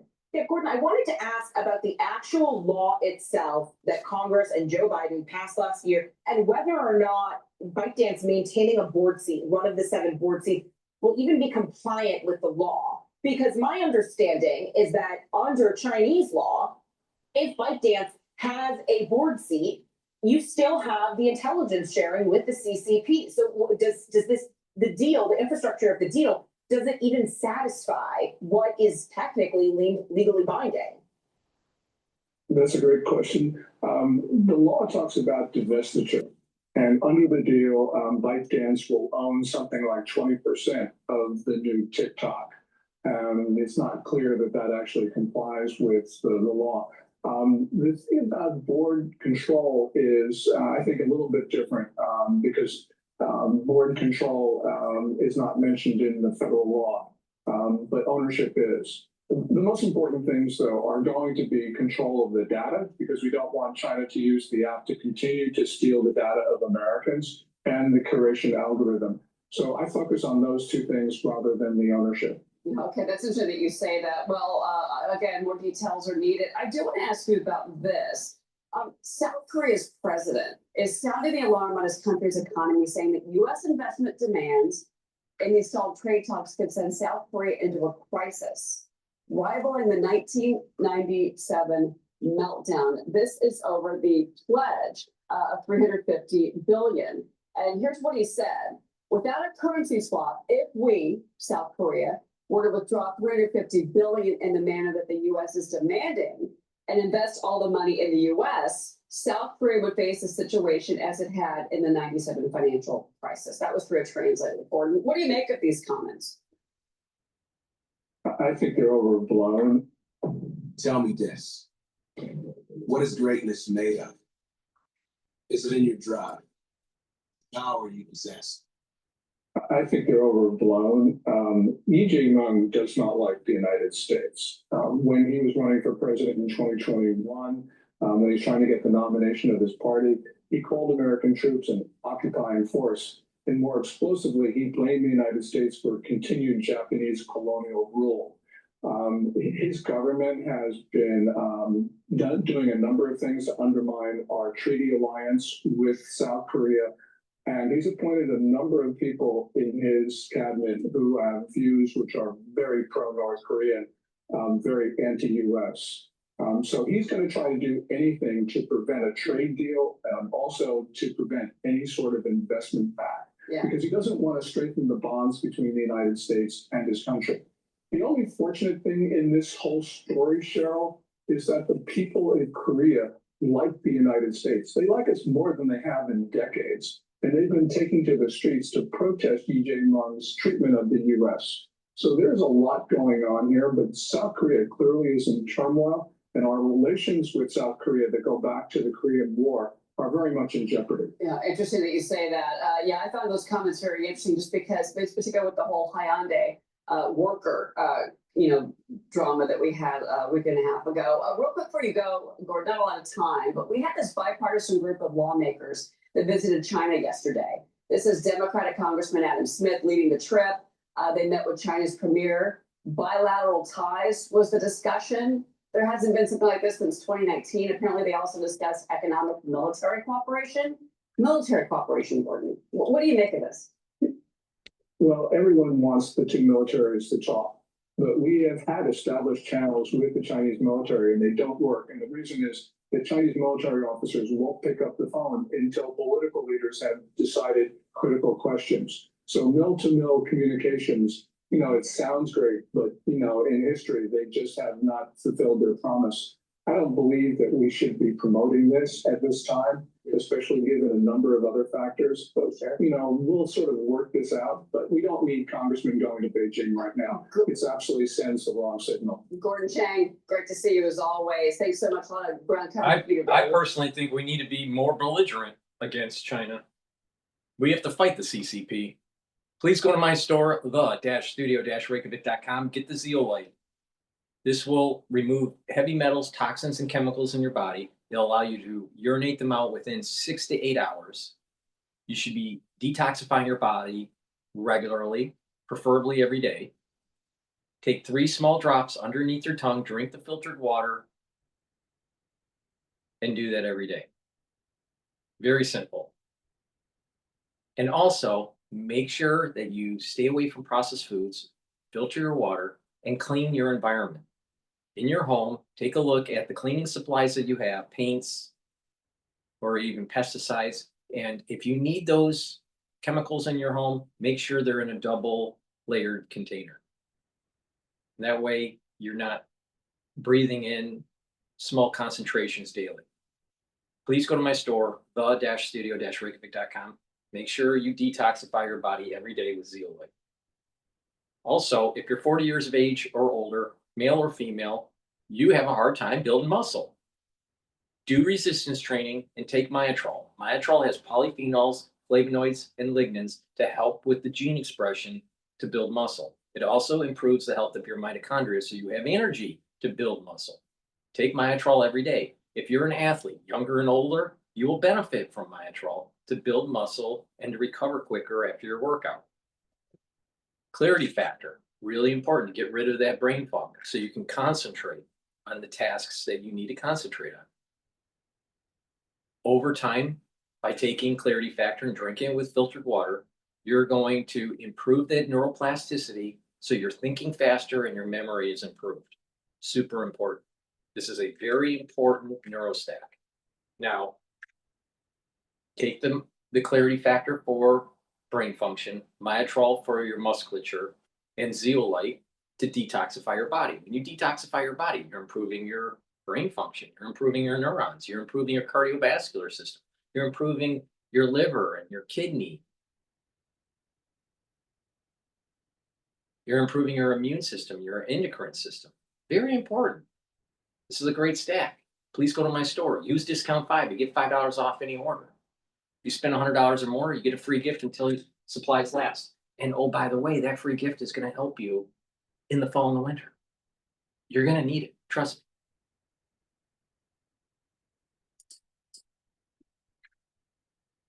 College campuses are buzzing with activity as students return after summer break, but change is also in the air. At more than 400 colleges and universities, programs and centers that promote diversity, equity, and inclusion have been eliminated or rebranded. DEI programs have been under a microscope since state laws and President Trump's executive orders labeled them as discriminatory. So what's the future of DEI in higher education? Paulette Granberry-Russell, President and CEO of the National Association of Diversity Officers in Higher Education, is here to tell us more. It's part of our Rethinking College series. Paulette, thank you so much for joining us. Your organization is more than 20 years old, which seems to underscore the fact that these efforts to promote diversity on college campuses is not new. But do you think that history is reflected in the current national conversation we're having about DEI? As you've referenced, the organization that I helped to lead has been around for 20 years, but that is not representative of the efforts within our colleges and universities to become a more welcoming, supportive environment for students based on diverse backgrounds, identities, lived experiences. So we've had quite a bit of work over I'd say the last 60 plus years to create a more supportive environment for all of our students.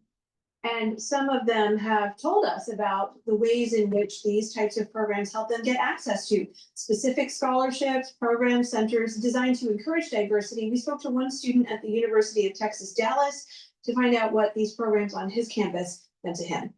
When I did have access to DEI programs, they helped me a lot in being able to find a community where there was none. It's very easy as a Latino to feel very lost, especially if you're coming from a low income background like me. That helped me find a lot of common community with people who genuinely cared about what was going on around them, and also helped me find access to conferences and programs that I wouldn't have known otherwise. So what are some of those real world changes that You're telling me that a DEI department that is supported by usually taxpayer dollars, because most of them are state schools, or at least grants coming from the federal government or at the state level. But you have a bloated out administrative cost, and these people can't use ChatGPT to find these types of conferences or Google it. They're going to college. Don't they know how to do research? I mean, fucking A. That's number one issue. There is an implicit requirement of colleges, private or public, to create citizens that are productive. But what are they churning out lately, especially in the last 5 years? But if we listen to that other video of that inflection point that we played earlier in this broadcast, he mentioned that turning point and that conflict started around 2015 or 2017. So we're talking almost 10 years ago. But the thing is that They're churning out students that are ultra liberal, that are less productive, that don't affiliate with God, country, and family.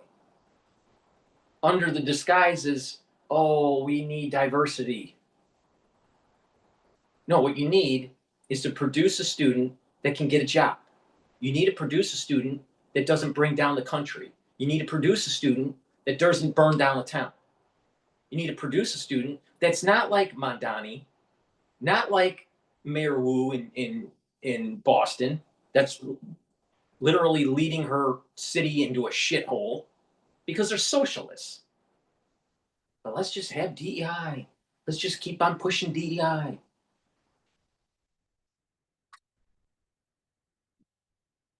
The schools have failed. And the American taxpayers shouldn't be paying for this. Now, or anticipate happening in the future, now that some of these programs are going away? I think across the country, we've seen efforts both at the state level and certainly more recently with the executive orders to dismantle diversity, equity, and inclusion efforts. We are seeing women's centers. We're seeing centers for members of the LGBTQ community, other cultural. Why do you need these? Why do you need these? Let me give you an example. All right, at Harvard, all right, one of the most elite institutions in the country, in the United States. The elite, in my opinion, but it is one of the elite institutions. And you had groups within the graduating class for the last several years where they have their own ethnic celebration before the actual commencements. They almost have like their own private commencement party. And then they decided to do away with it because of all the craziness that was going on at Harvard. But they should have never had that to begin with. I thought this was about inclusion within the graduating body. The graduates or the undergraduates. That whole community of individuals graduating for that class, no matter what their discipline was in, should have been an inclusive experience. Not ghettoizing themselves in different parts of the campus to do their private ceremony. Now, they did away with that. I don't think they brought it back. They did away with it this year. Or the last commencement, let's put it that way. But how is that inclusive? See, inclusive isn't inclusive. DEI, it's a system to try to have a minority group start exercising authority over an institution, either your university or your work or whatever. All right. Instead of actually being a productive citizen, using your constitutional rights and all that stuff, right, to win the rhetorical argument in the public space. But no, that's not how it works. That's not how their operating procedure is. They want to bring in lots of DEI, push a Marxist ultra-liberal agenda, have these people get into corporate America, and then hire individuals that are of similar ilk. And then all of a sudden you have companies like Cracker Barrel that you have a CEO that didn't understand their actual customer and tanked the stock. Or Nike being woke and losing market share. Or Bud Light destroyed an American brand. This is all DEI. This is all DEI.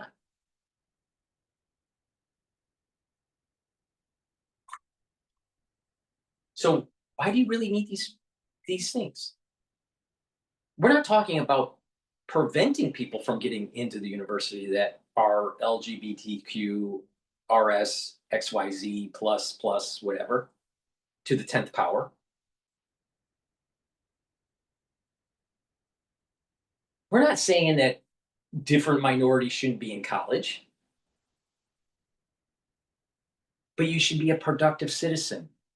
You should have an affinity to God, country, or family, or at least some spirituality if you don't believe in God. But you have to have some morality.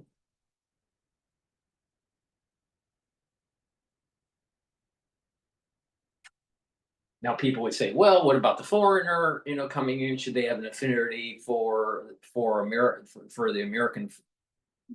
flag or the American government system?" No, they should have affinity to their own. But the thing is they're producing ultra liberal students that don't have these three pillars. They may have one, they may have two, but usually don't have three. And it's a problem. It's a problem. Why do we fund this crap? Why? Why? You're telling me that minority students can't get into schools? Well, what about all these endowments? What about these special grants? And you know what? Guess what? You can, the affordability, everyone can take out a loan. Don't give me that crap. If you really want to go to the college, you can take out a loan. Oh, by the way, if you can't afford it, why don't you go into the military and use the GI Bill? Oh, you're too special to actually serve your country? Is that what you're saying? Is that what is that what the student body is saying? That they're too smart to actually serve your country? Do you know that it is harder to get into West Point than Harvard?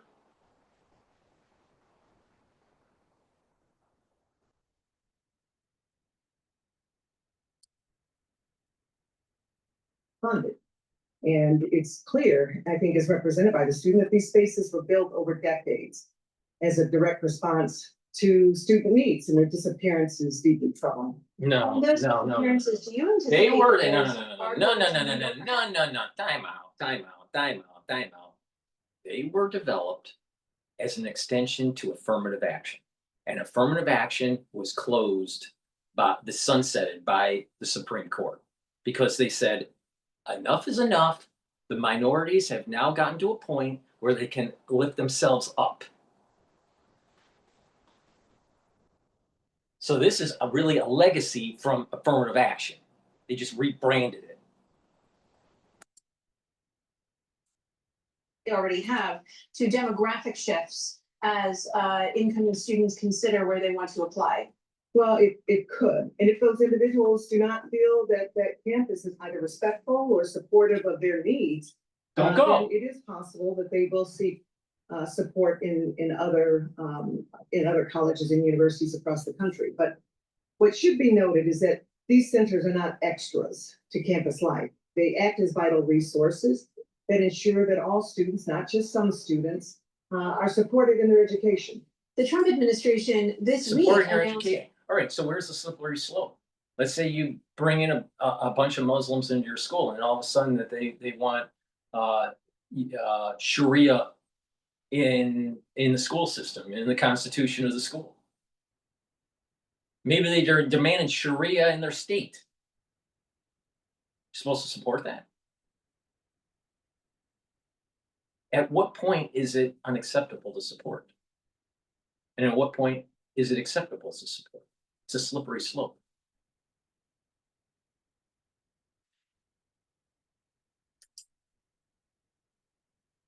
$500 million increase in funding to historically Black colleges and universities, while at the same time cutting funding for colleges that mainly serve Hispanic students. How does that change fit into this administration's agenda when it comes to promoting diversity on college campuses? At its core, our perspective is that this is not a win for students. It is a zero-sum approach. Funding resources are already scarce and potentially results in these institutions being pitted against each other. And all of these institutions, whether they are HBCUs, tribal colleges, Hispanic serving, minority serving institutions, they play a vital role in expanding access and opportunity for all students. The Trump administration has also said that getting rid of some of these initiatives will lead to a society of, quote, colorblind and competence-based, workplaces. How do you think about that vision as articulated there, and, What's wrong with and it? what does it mean to you? What's wrong with Well, I think meritocracy? a colorblind employment environment, while a noble goal, that is not the reality of individuals' lived experiences or their sense of community. Our communities are diverse. People are not necessarily uncomfortable. This is really the problem. There are many people that have ghettoized themselves, no matter what religion or ethnicity, they've ghettoized themselves and they have lost affinity to country. This is why I keep on saying you can look at the problems of society under the rubric of God, country, and family. And you will get to the core of the issue. So stop being ghettoized. Start being an American, not a hyphen American, not an African American. I don't even know what an African American is. What does that mean?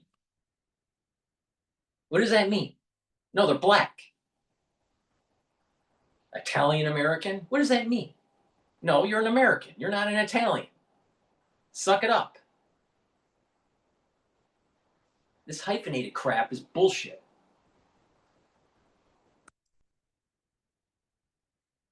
Extending themselves across communities, but there are times when in fact we do not anticipate, nor should we expect, that every community is going to be welcoming and supportive. That is not the country that we live in currently. We have a long ways to go.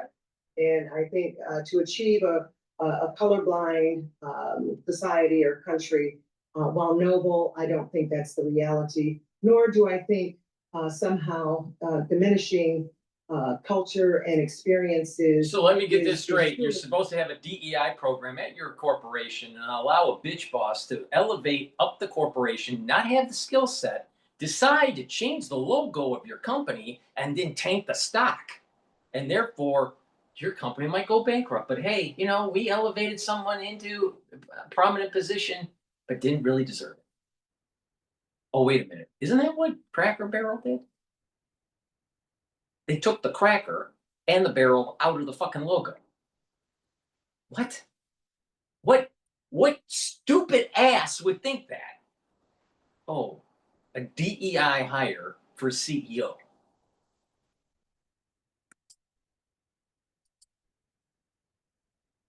What is valued about this democracy. Paulette Granberry Russell with the National Association of Diversity Officers in Higher Education. Thank you so much. Mm-hmm. And thank you, Allie, for this opportunity. Yeah, well. All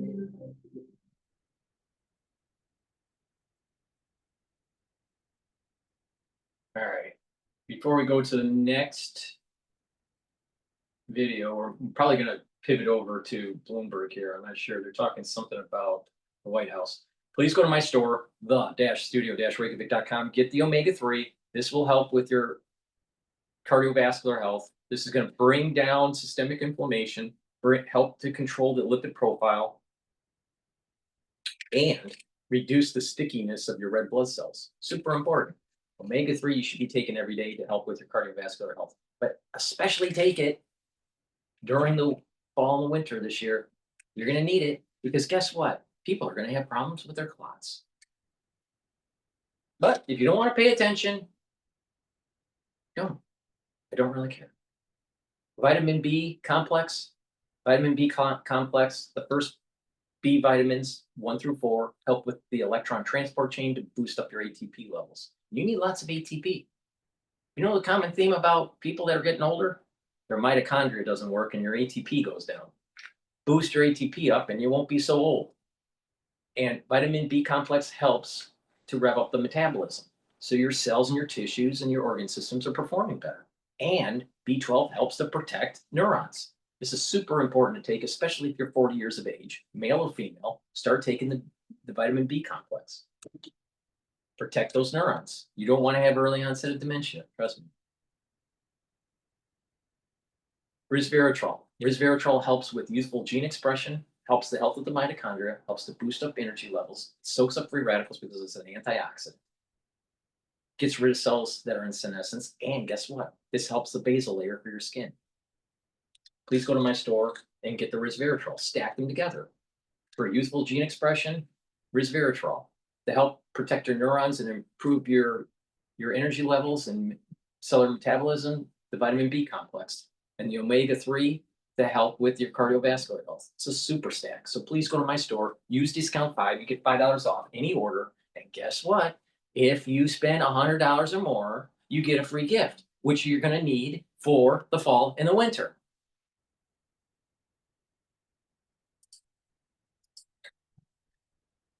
New complication altogether. And you'll remember from Trump's first term, they really enjoyed this buddy-buddy relationship with the big Howdy Modi event that Trump attended in Texas during the first term. But the second term has been quite different. The president has been critical of India for its purchases of Russian oil that he sees as impeding his ability to get the ceasefire and peace deal in Ukraine that he's really been pushing for. And he's also had some misgivings over India refusing to embrace what Trump sees as his central role in brokering some sort of a cessation of hostilities between India and its longtime rival Pakistan. And so those tensions have been flaring up, and the president imposed 50% tariffs on Indian goods into the U.S. We saw perhaps a little bit of a detente with the president making a birthday call last week to Modi, but I don't think, and nobody would really characterize the $100,000 price tag on an H-1B visa as a birthday gift for the Indian leader. Michael Shepard, too bad, covering the waterfront with us here. I'm glad you could do this, Shep. Many thanks. Bloomberg Senior Editor for Technology and Strategic Industries, getting us started on the Monday edition. As promised, an important conversation we want to bring you now to in New York. Bloomberg Saleha Mosen sitting down with the newest member of the Fed, Governor Stephen Myron. This is at the Economic Club of New York, a fireside chat live on Bloomberg. That it wasn't bad. And so my initial thought was that I was going to be asked to run the Bureau of Labor Statistics as a second job. That's what I initially expected when I walked into the Oval Office that day. But yeah, that's not how it turned out. Yeah, they couldn't find you. Personnel decision could be firing, or would you like to be a Fed governor? Yes, so that's what it turned out to be, yeah. Yeah. So you're on leave from working for President Trump, where in your job you provided economic analysis for the White House. Trump says, and the White House says, that the U.S. economy is doing great. They recently put a post up on the website that talks about how Americans are spending like never before. They are earning more, and the industrial renaissance is here. Yet, as a Fed governor last week, you wrote down a forecast for a total of 150 basis point cuts in 3 meetings, which is usually panic territory. How can both points be true at the same time? That the economy is doing great, but a rapid interest rate reduction is necessary? Yeah, so look, I mean, as I said a few moments ago, I expect the second half of the year into next year to be better in terms of growth than the first half of this year. In large part because a lot of the effects of the tax bill are going to be kicking in, and trade uncertainty is dissipating. But I view a lot of that as also expanding the supply side at the same time as the demand side. And so, as I said, if actual output and potential output are moving at the same time, it doesn't imply necessarily hawkish or much higher policy, because the output cap isn't expanding if they're both moving at the same time. Instead, my view is that policy is roughly 2 points too restrictive, which is considerably restrictive. I'm going to shift over to News Nation talking about Charlie Kirk's death is influencing Democrats. All right. But before we do that, please go to my store, the-studio-reykjavik.com. Get the NAD+. NAD+ boosts up your NAD+ levels. That increases your energy. It also helps to repair your DNA damage and protect neurons. Super important. Ubiquinol, the most bioavailable form of CoQ10 that you can purchase. There's nothing better than what I have. Ubiquinol is an antioxidant. It's going to soak up free radicals. It's going to reduce stress in the cell. It's going to help your mitochondrial health. Your ATP is going to improve. So you're going to have more energy, and it protects neurons. So a NeuroStack to protect neurons, especially if you're age 40 or older, get the Ubiquinol and the NAD+. Get it today so you don't get Swiss cheese brain, okay? Protect those neurons.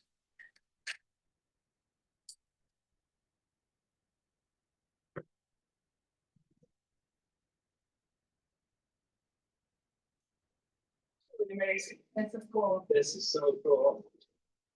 We'll be tonight with Jack Sovic, Turning Point USA contributor, host of Human Events Daily. Tyler Boyer, Turning Point Action's Chief Operating Officer. Gentlemen, good to see you. To say this has been an awful, awful week for you would be an understatement. So we appreciate you being here. I want to ask you how you're doing because I have another question. You can see it in your face. Tyler, you're now organizing the funeral for one of your dear friends. Among those speakers, the president, the vice president, the secretary of state, the list goes on and on. Did you understand during Charlie's life, did you know 2 weeks ago the kind of influence and effect he had, Turning Point USA had in American politics? Yeah, I mean, we felt the influence for sure. I mean, everything that we've worked for and built, you said it best, and this is one of the largest political operations that the country's ever seen, certainly in modern American history. And so we felt that, and we knew what we were working towards and what kind of influence that Charlie Kirk had internally within the conservative movement. I think what's been a surprise is the externality of everything. How many foreign countries paid respects to Charlie? That's been a surprise, I think, for all of us. How this has impacted a lot of Democrats. I mean, you can see significant return from many Democrats saying, hey, I'm switching parties or I'm switching independent. I don't like what I'm seeing. And that, again, that speaks to Charlie. And as he said, he was a man who never went after people in a derogatory way. No, I remember, that's what this show is tough interviews. Not tonight, but it normally is. And he was always willing to have a respectful conversation. And I think, and I hate to say this in this way, but he was so smart, he didn't have to call anybody names or argue. He could actually argue the facts with you and put you in a corner. Jack, you think about moments in American history, and you were intelligence officer in the military, and you think about moments of inflection. There is a George Floyd-like moment to what we're seeing here, that all of a sudden we didn't know anything was there, and then all of a sudden something happens in the country, something violent, and the whole country seems to change. Now, there have been no riots. That's a significant difference. There have been prayer groups in this case. Do we? Let's dive in and let's call it for what it is. All right. I think it's a JFK moment or an RFK moment. I think there's a lot of similarities between JFK and RFK and the assassination and all this stuff. But let's just compare the individuals that reacted from Charlie Kirk's assassination and the death of George Floyd. Those differences. And use the lens of God, country, and family. In Charlie Kirk's case, with high affinity to God, all right, there's spirituality. It's all over there. I mean, it was during the funeral and even during his rhetoric when he was alive, there was a strong ethos of spirituality. So high marks with the pillar of God or spirituality. Now look at the individuals in the BLM movement that rioted for George Floyd. Do you see God in that? Do you see God in it? No. How could you have God in it when you actually destroy people's property?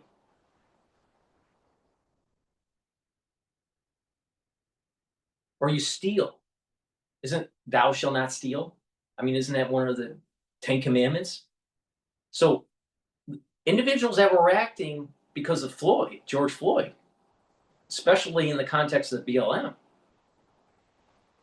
you can't say that they get high marks on the affinity towards the God pillar.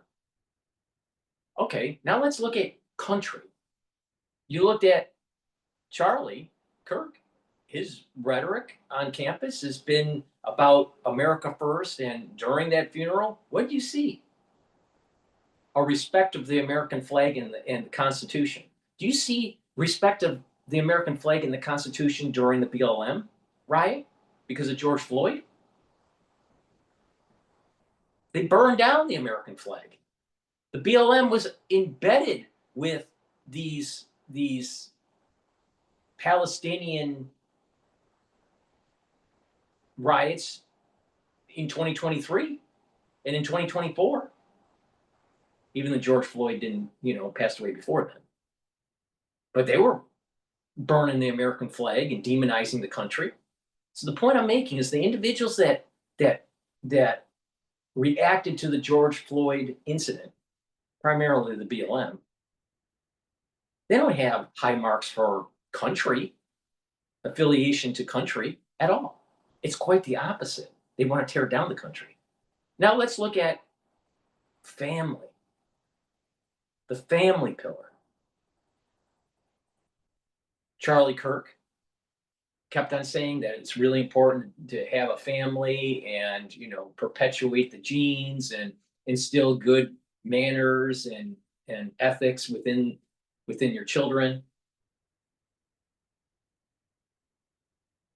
So very high marks on the pillar side of God, country, and family. Now let's look at BLM, pushing for abortion rights, destroying fetuses, promoting promiscuity and this, rapper mentality, the ghetto mentality. Is that family? Is that family related? We're the boys, right? These black males can't pull up their pants, brush their teeth, or make their bed. They'll knock up 6 women and, and then you get a bulletin, you get this billboard on the side of the road saying 1-800 who's your daddy for DNA testing. Is that family? So there's big difference between George Floyd and the ones that reacted to his death and the ones that are reacting to Charlie Kirk's death. And it's very clear it's God, country, and family in those pillars. When you don't have them, you have a society that devolves.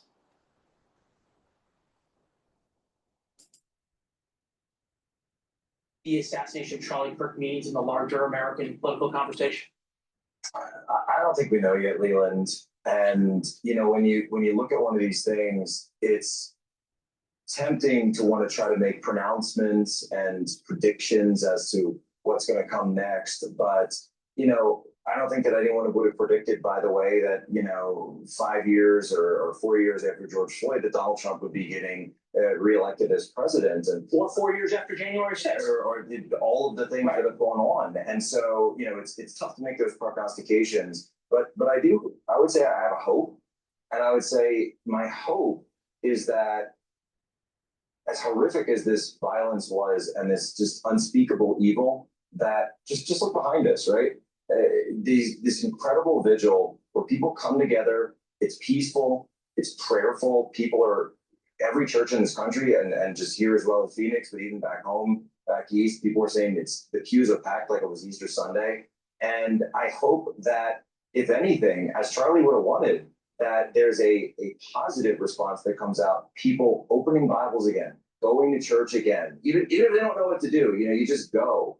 And that it's a positive turn in our country towards an understanding. It's interesting you say that, because I think there's a lot of Republicans now who feel a power that they didn't feel before, especially with what's happened with Jimmy Kimmel, especially how we've seen real change sort of in America in the past 10 days. But this from an AP poll, GOP thinks U.S. is heading in right direction. September 10th, it was 49%. So that's after the assassination. June 4th, it was 70%. Wow. I haven't seen that. How do we explain that?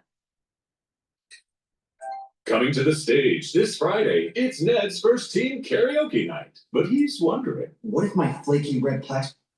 How do we explain that? Be interested in what time of day that was taken, by the way, because obviously September 10th was the day Charlie was shot. So, you could assuming that it's taken that into account, you know, I think it's something where, look, Republicans had a huge victory. President Trump wins House, Senate, all the swing states. Outside of Trump himself, the only person that you could say who had the biggest influence on that was Charlie Kirk. And the work that he and Tyler with Turning Point Action did across the country. And so, you know, on the heels of such a big victory, you know, you're expecting and you're seeing, you know, lots of wins, things that conservatives have been fighting for so long. And then suddenly to have one of your leading voices, literal leading voice for youth and for so many people around the country, just so suddenly and viciously ripped out. It does feel kind of like the bottom just falls out. I said on air, I think on September 10th, I said there is no person in America more politically powerful than Charlie Kirk other than Donald Trump. Right. Was by far the most influential non-political leader we've seen in modern politics the past 30, 40 years. Way more impactful than a Jerry Falwell or anybody like that. Tyler, what does this intersection that we've seen now about faith? Because I think so many people understood the Turning Point USA was about organizing the college campuses and organizing Republicans and in the youth in America. Did everyone understand how important the faith part of this was? Yeah, I think the what people are realizing now is the undertone that Charlie Kirk produced was actually really the overtone. It was the leading factor. We talk all the time about the Charlie thought process, which is that politics is downstream from culture. Andrew Breitbart. Andrew Breitbart. He was a student of Andrew Breitbart. He loved Andrew Breitbart, and so I helped motivate him to get into politics. We talk about it all the time.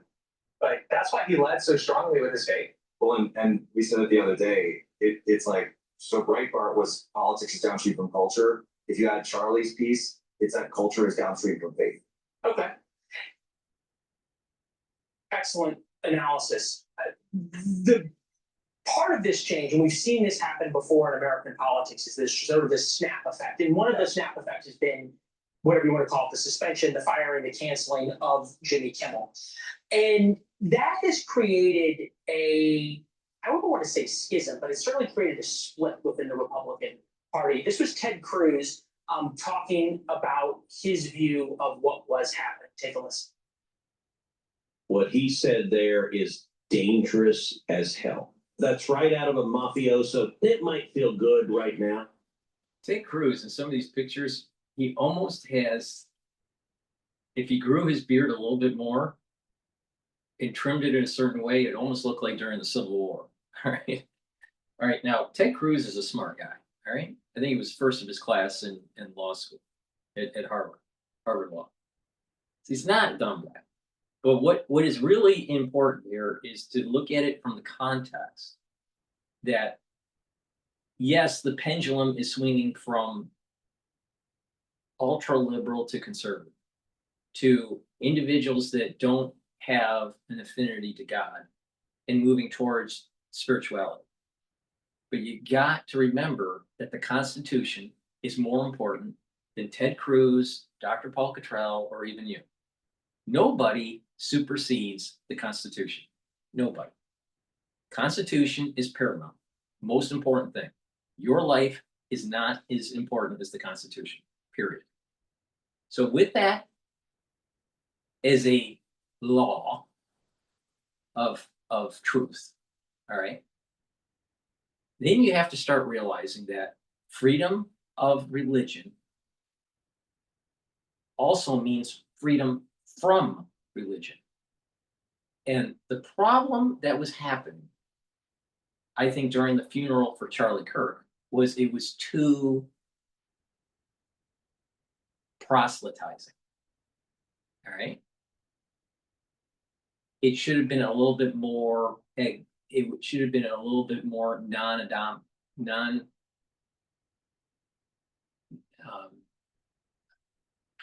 let's call it more inclusive for all religions. I think it was proselytizing the Christian faith.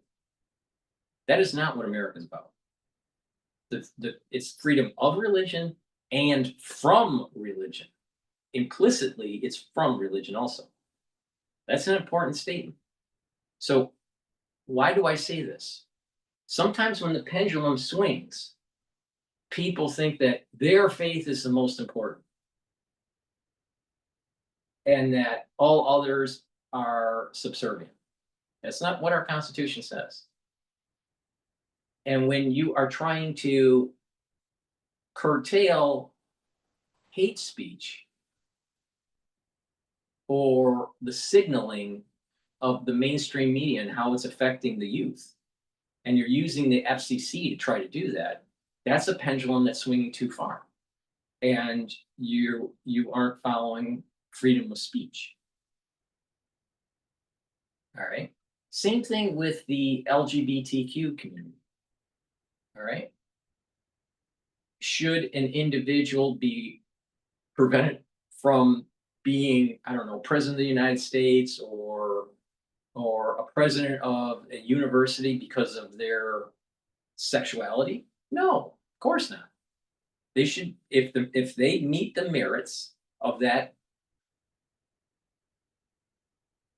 position, if they qualify for that position, independent of their sexuality, they should get it. The problem is that the LGBT community has pushed it so far that they're demanding to be not just included, but to be super included. And you're seeing this during the Pride Month in New York. And it gets worse and worse and worse in this whole sexualization of children. There's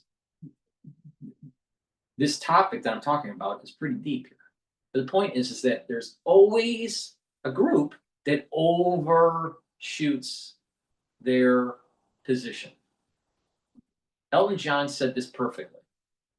And he said that gay rights have gained in the United States, but he was worried that gay rights would actually start hurting themselves because they're pushing too far into mainstream.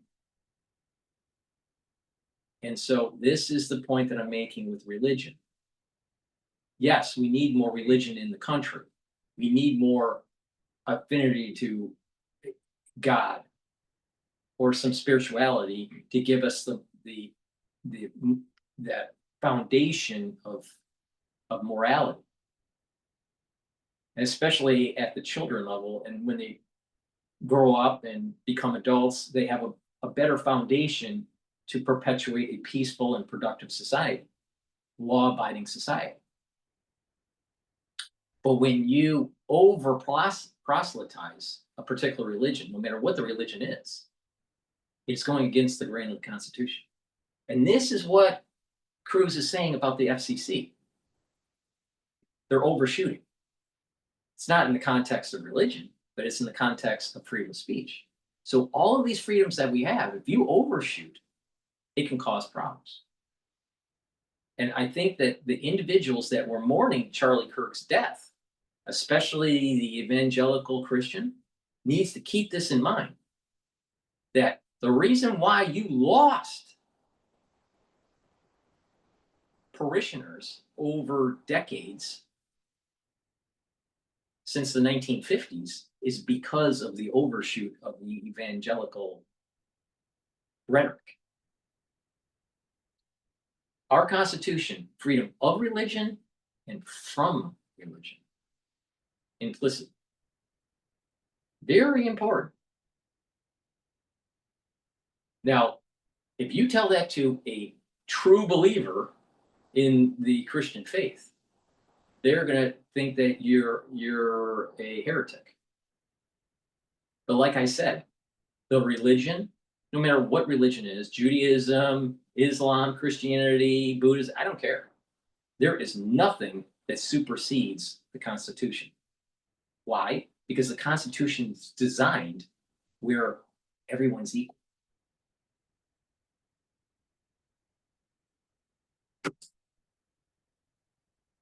Threaten Jimmy Kimmel? But when it is used to silence every conservative in America, we will regret it. Yeah, it's the point I'm making. Is there a concern or a thought that Republicans are angry, understandably, hurt, understandably, and maybe doing things in that vein that later will turn out to be regretful? They're overshooting. Like, you know, I think in this situation, you know, I've also seen in the Wall Street Journal and Hollywood Reporter. I'm willing to bet. Really I'm willing to bet that Jack Posobiec is not going to see the depthness of what Ted Cruz is saying and how it's applied to the overshoot of evangelical Christianity. Because you got to remember, there was a reason why people moved away from the religion. And if you can't really seriously answer that question, then you're not paying attention to the actual pendulum swings between conservatism and liberalism.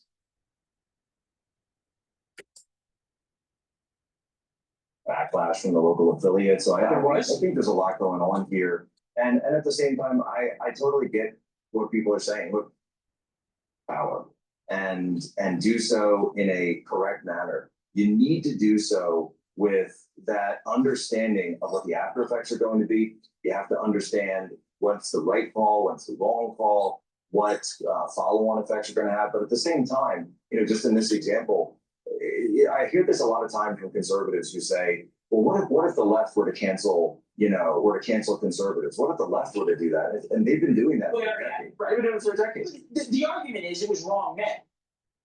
And it was something that Charlie spoke out against in this sense. But there's a massive difference here, which is there's an expectation that those that are sitting within positions of authority, both in private corporations and then also that are called and assigned to governmental positions, also are caretakers of those specific entities. And so, you know, for us, the left was attacking the individual. The left was trying to take out people like Charlie Kirk, was trying to sideline Charlie Kirk. Demonize him by name. Demonize him by name. Charlie, as you pointed out, never demonized anyone. Agreed. And you still have these people doing it. I mean, even after the fact, the whole purpose that Jimmy Kimmel was trying to evoke on his show was to continue to demonize conservatives who have just been murdered. And so blame conservatives. But the thing is Jimmy Kimmel is, you know, on a main network, TV network, ABC, I think that is. Well, Bannon, who's not on a mainstream TV network, also demonizes the other side. So there's a demonization that's taking place by both sides. It's very polarized. The United States is very polarized. But the thing is that his ratings were going down because people were tired of the demonization. Even if you didn't like Trump or Trump supporters, if you kept on hearing negativity from someone like a comedian, like Jimmy Kimmel, it's no surprise that his ratings were falling. But it goes even farther. These liberals have been activated that are part of this whole media structure and social media structure to program the society. There is a domestic propaganda that's taking place. And Jimmy Kimmel was part of it. And he made millions of dollars doing it. See, what is Jimmy Kimmel really more mad about? That he's going to be losing millions of dollars? Or that it's freedom, that he thinks that FCC is going after him and it's curtailing his freedom of speech. Meanwhile, his ratings were going down. What does he really care about? I guarantee you it's about the money. It's always about the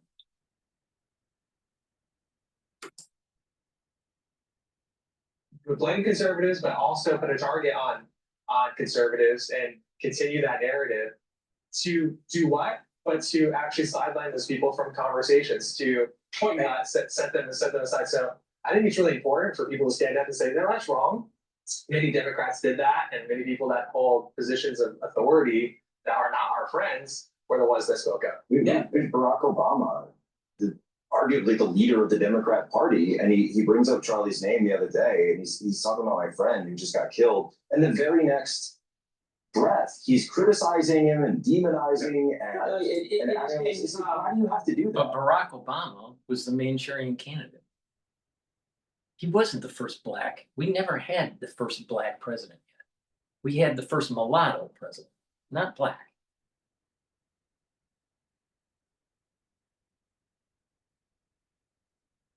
And then on top of that, what was the ethos of Barack Obama? I'm listening to his actual memoirs on audiobook.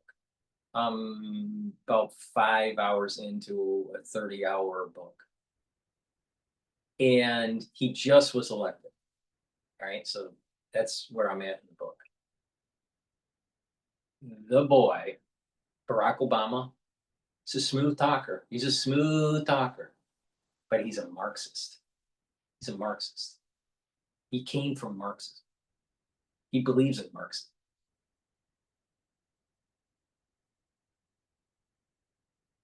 And look at how angry he was during the 2024 election near the end, when Harris was plummeting, was self-destructing, and Trump was surging.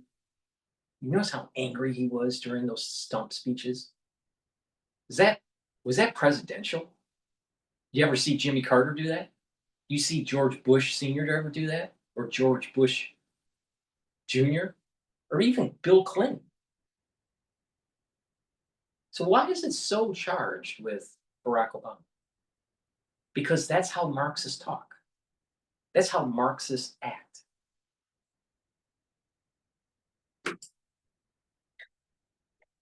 So well, we're gonna get into that with the next segment because we have a Democrat coming up to ask that question too. It's good to see you, fellas. It's rare that you have to say this on TV individually to people who you know, but I know your guys' heart is hurting for a friend, and what you guys have done over the past week, 10 days to honor him and continue his legacy and fight in the way he did has been extraordinarily impressive. So for that, Thanks very much. Thanks for having us on. Godspeed. Thank you for watching. Subscribe below and download our News Nation app right now on your phone, and you will get fact-based, unbiased news for all Americans.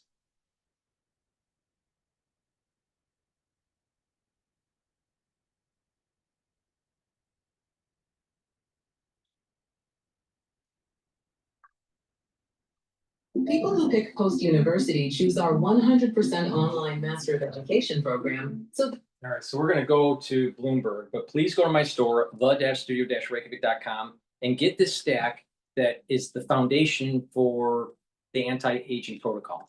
The complete multivitamin has the multivitamins as cofactors for proper enzymatic activity, so your cells perform properly. Super important, and it is easy to digest.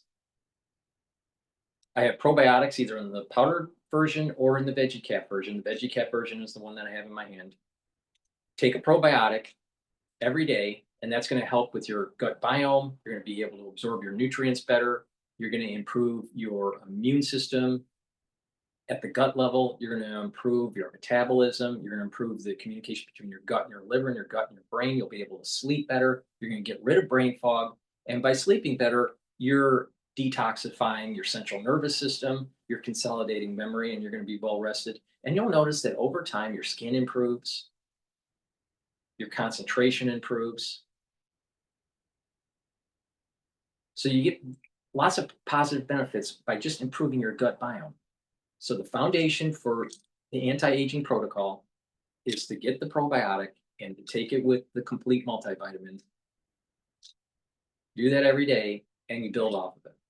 Please go to my store, the-studio-reykjavik.com. Use discount 5 and you get $5 off any order. It's really important. If you improve your bodily systems and slow down the aging process, your immune system is going to be stronger. And guess what? You need a strong immune system for the fall and the winter. All right? Are you catching my drift here? Are you catching what I'm saying? Be prepared for the fall and the winter.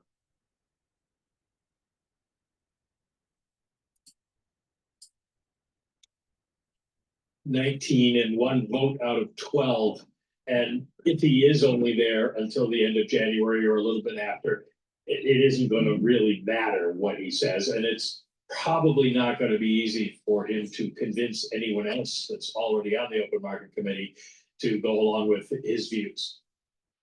Yeah, he kind of brushed off the question about the Mar-a-Lago Accords when Saleha asked him, was that to be expected?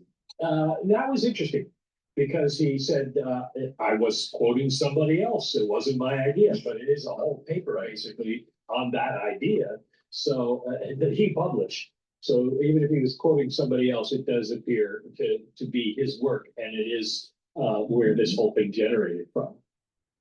I'm looking at the headlines from the interview on the terminal as I speak to you, Mike. A series of 50 basis point cuts will recalibrate policy. What's a series? 1, 2, 3? Well, he's looking at the 4.5 for between now and the end of the year, or something bigger, because he forecast 125 basis points worth of cuts. So that's a significant amount of well, it'd be 2.5 50 basis point moves. And then after that one. Steve Moore, I think, is on Fox Business. We're gonna play Steve Moore. I probably disagree with him. All right, and I'll explain why. But let's play it right now. He's an economist. Monday morning, a little green, a little red on your screen, but not that much. Dow's off 190. Small loss for the S&P and for the Nasdaq. That's how we might open. No idea how we close. Oh, look at gold. A record high, $3,754 an ounce, up almost $50 today. Now this, President Trump announced a change to the immigration system.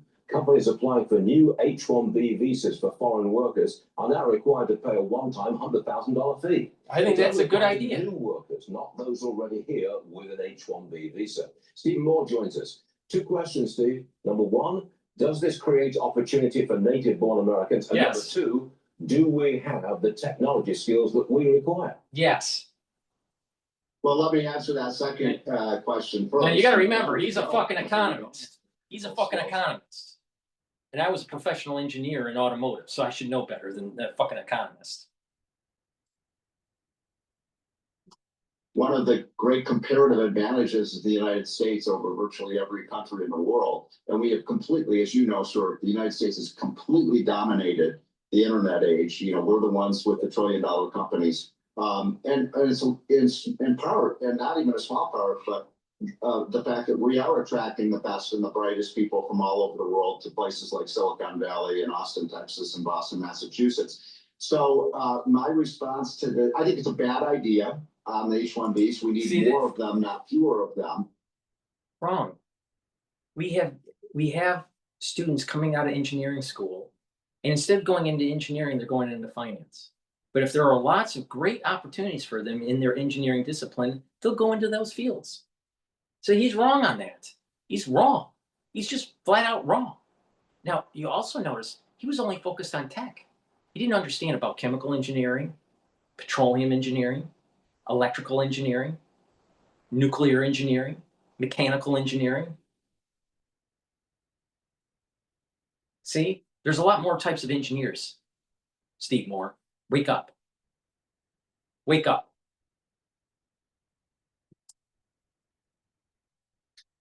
The H-1B computer nerds and what our buddy Larry Kudlow calls the brainiacs, they are complementary to American workers, not substitutes. So in other words, the more H-1B users we have. No.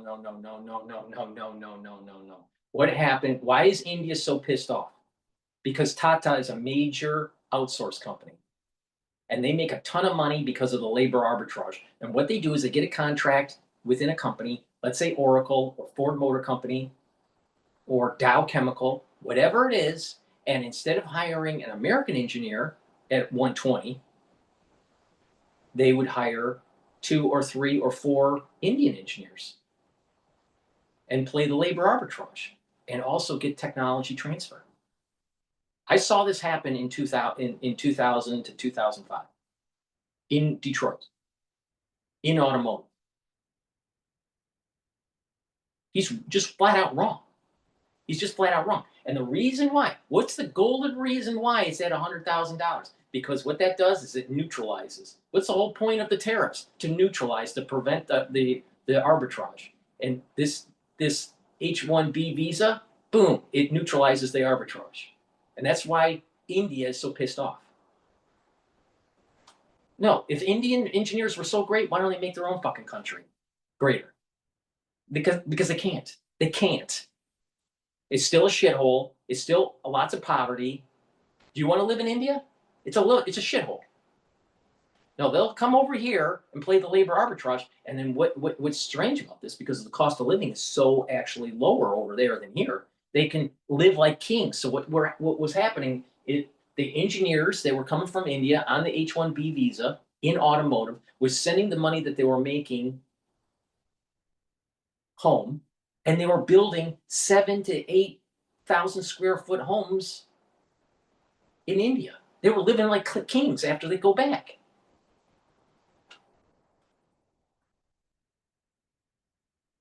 Really?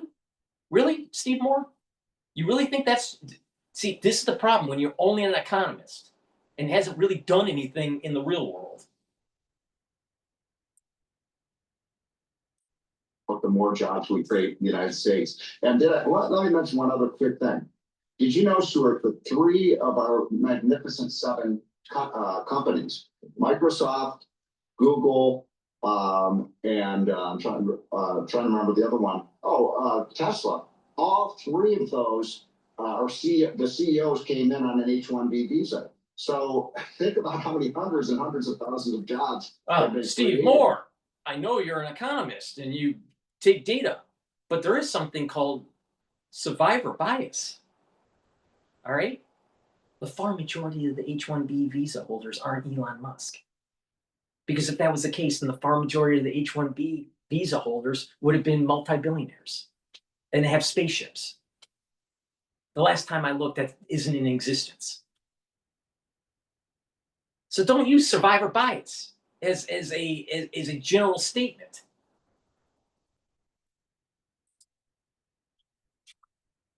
By people like Elon Musk.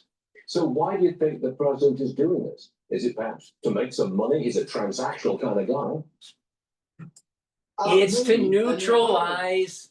neutralize the labor arbitrage and to stop the technology transfer, and also to get back at India for them helping Russia because they're buying the oil. And not only that, they're also processing some of the oil. And then selling it back. But the point I'm making here is that there's a sweet spot. What's that sweet spot to neutralize? Boom, $100,000. That's why he did it. Because they bring in 4 engineers or 3 engineers for every one in the United States. Come on, Steve. Charging, a fee to come in the United States. I mean, maybe an auction system might make a lot of sense. And we could raise some money from that. But that ain't it. By the way, there was as you know, Stuart, there was a parallel proposal by Trump that was announced this week. This 100,000 H-1B is a geopolitical strategic initiative to push India back into the corner and stop supporting Russia. But it's also to neutralize the labor arbitrage that's been going on for the last 25 years. But there's most people aren't engineers, so they don't understand this. Most people haven't worked in engineering, so they don't know this is happening. But it is.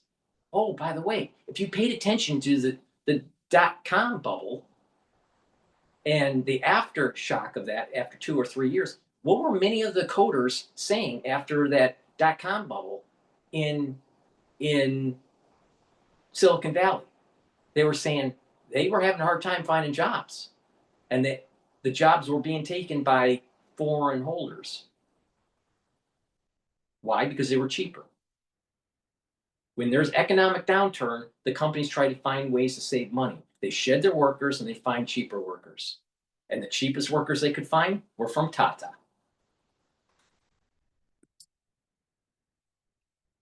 Like a lot, which are these golden visas or Trump visas, which I believe, I don't know the exact details, but you pay it $1 million, you get a visa, you agree to come to the United States, start a business, employ a certain number of Americans. That's a great idea. Let's have a lot of those people coming in. They're going to actually create potentially hundreds and hundreds of thousands of jobs. How about looking in your own backyard, Steve? Your own backyard. And grow engineers in our country, our citizens going to school, support them, and get them into industry. And so they're productive. So our society is productive. Why are we supporting the Indians? Why? Why? Why?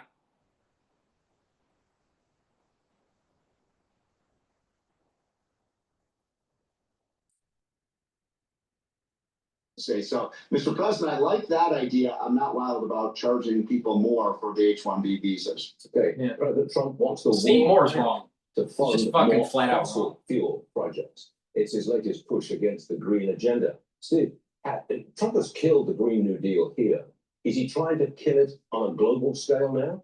Hopefully he does. Well, it's killing itself because it just turns out wind and solar are very fringe forms of energy, niche forms. They can never provide the power we need to for the internet, for the AI.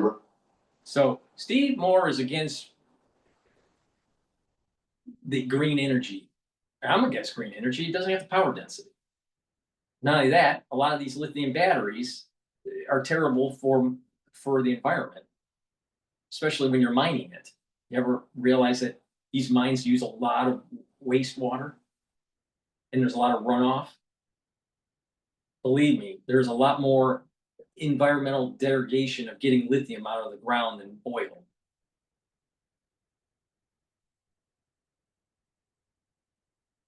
And that's inefficient. And then he also is like, well, wait a minute here. We also have to bring in, engineers on these, cheaper visa programs. Well, if they're so good, why is it that they need 3 for every 1 engineer in America? Because they don't have the knowledge. That's why.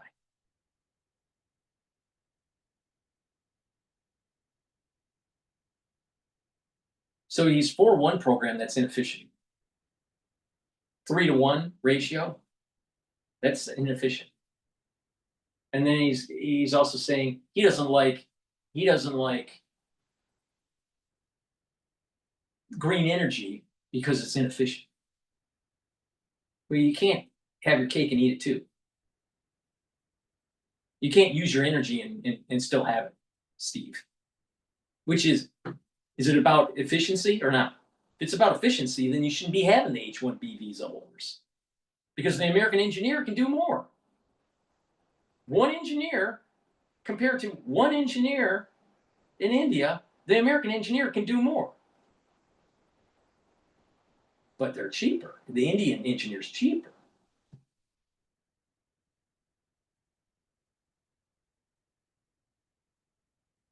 And so if you are helping India out, how is that helping the tax revenue in this country?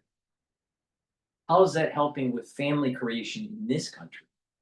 How does it help building and homes and buying existing home stock in this country? Steve, the economist that never built him. For robotics, which are going to create, require about 3 times more power than we have today. So fossil fuels, oil, gas, and coal, and nuclear power will continue to be by far the dominant forms of energy for at least the next 50 to 100 years. And there's been huge amounts of waste by the World Bank in investing in. So if the efficiency ratio is so important to pay attention to for energy creation, why isn't the efficiency ratio as important with the H-1B be those holders. Steve, you can't play the fence on this. One American engineer can outproduce one Indian engineer, but the Indian engineer is cheaper because they're coming from a country that's a shithole.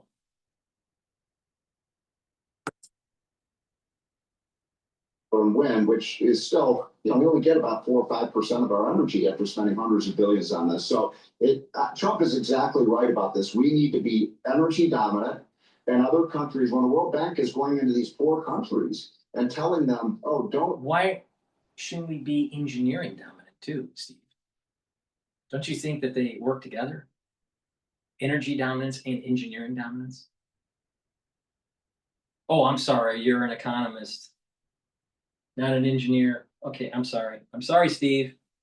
You're an economist. You're a special, you're one of those special gifted kids. All right. Okay. All right. Use natural gas, use windmills. They're keeping these countries poor. It's exactly the opposite of what the World Bank is supposed to be doing. It occurs to me that nuclear power is the go-to power source at this moment because there are, I believe that it's about 120 of these small nuclear reactors that are already in use on American Navy ships all around the world. Is that the way to go?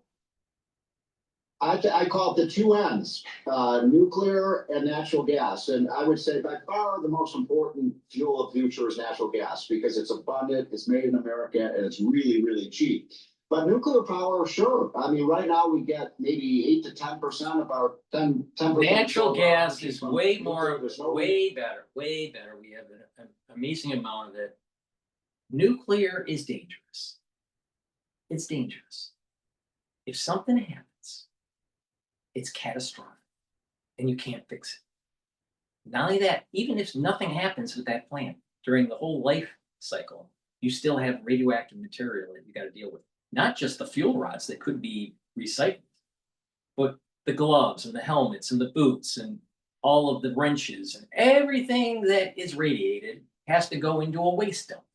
Everything.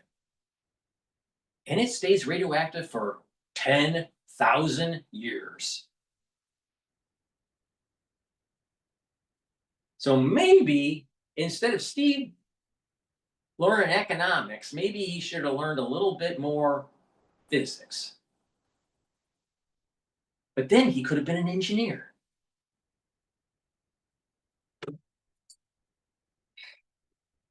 Please go to my store, the-studio-reykjavik.com, and get the Max 35 or the Cleanse. The Cleanse is 35 parts per million. The Max 35 is 35 parts per million. Take a teaspoon a day, swish it in your mouth, gargle about 20-30 seconds, and swallow it. That will help to boost up your immune system. It helps the health of your mind. It'll help the health of your oral cavity and your oral pharynx, the health of your mucosal lining. The mucosal lining will increase, and it'll improve the health of the epithelial tissue. When you do that, you're boosting up that immune system. Super important, super important. If you're not feeling well or someone around you is not feeling well, especially during the fall and the winter, take a tablespoon or 2 a day. Let me repeat myself, especially in the fall and the winter, take a tablespoon or 2 a day.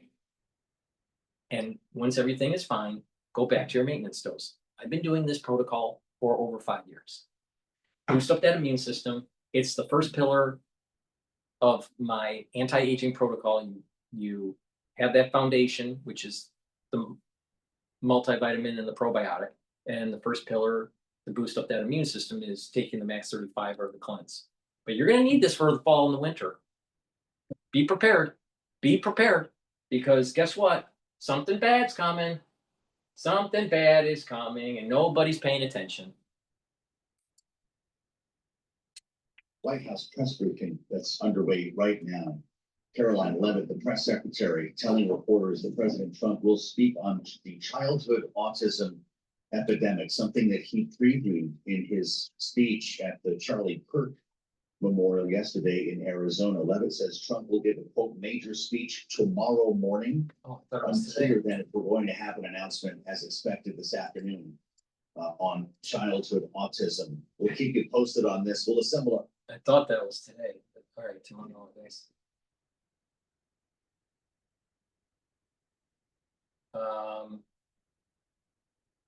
Let's listen into.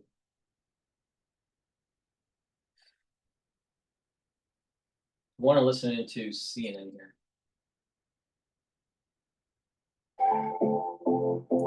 You belong on the water. Water brings solitude. Water brings clarity. It's bigger than just catching the fish.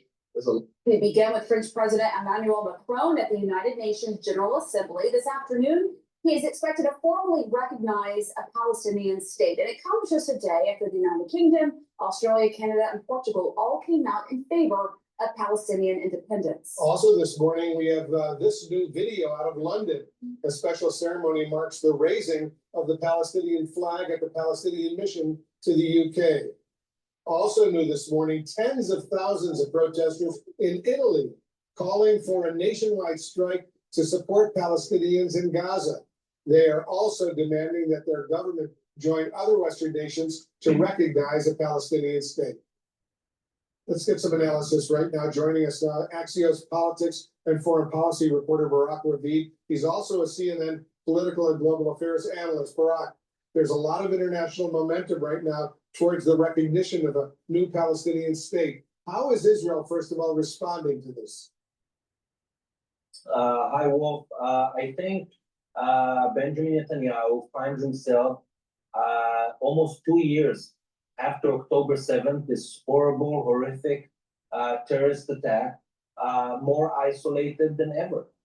And with Netanyahu, the entire country is more isolated than ever. And I think this is what we're going to see in the next few days in the UN General Assembly. You know, Netanyahu published his schedule for the UN General Assembly, and no offense to anybody, but his bilateral meetings are with the leaders of Serbia, Argentina, and Paraguay. I covered a lot of his trips in the past. His itinerary looked very different in the past, with many more leaders from more prominent countries. And I think it tells you a lot about where Israel is today. It certainly does. How much concern is there, Barak, in Israel that the country is being increasingly isolated out there on the international stage? I think there's a lot of concern. Netanyahu himself said it publicly. He said that Israel is undergoing isolation. He even said that Israel should be like Sparta. He called it super Sparta, something that got the stock market in Tel Aviv to crash. And so I think a lot of people feel that way. I think Netanyahu is totally aware of the situation. But at the same time, one of the things that he's considering at the moment, in retaliation to those recognitions of Palestine, is to not take a step back, but to double down by annexing parts of the West Bank, something that will only increase the international pressure and criticism on Israel. Even the Trump administration is telling Netanyahu that this would be one step too far and is urging him not to do it. How much pressure is Netanyahu under right now to take steps to free the remaining Israeli hostages in Gaza as the IDF, the Israel Defense Forces, ramps up its military campaign in Gaza, especially Gaza City? Well, there's only one person Benjamin Netanyahu cares about, and this is President Trump. The domestic pressure, the demonstrations, the tens of thousands of Israelis that are going to the streets to call for an end to the war and the release of the hostages, all of those, Netanyahu doesn't care about that. He cares about one person, this is Donald Trump.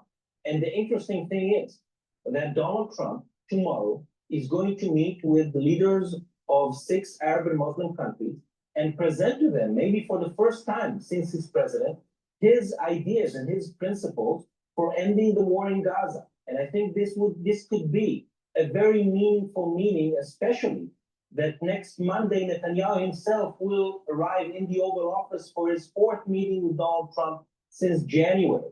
And he will also be presented with those principles and ideas. So I think that Donald Trump, you see, while publicly he's giving support to Netanyahu, I think what he's doing is try to find a way to end the war as soon as possible. All right, Barack Ravid, thank you very, very much.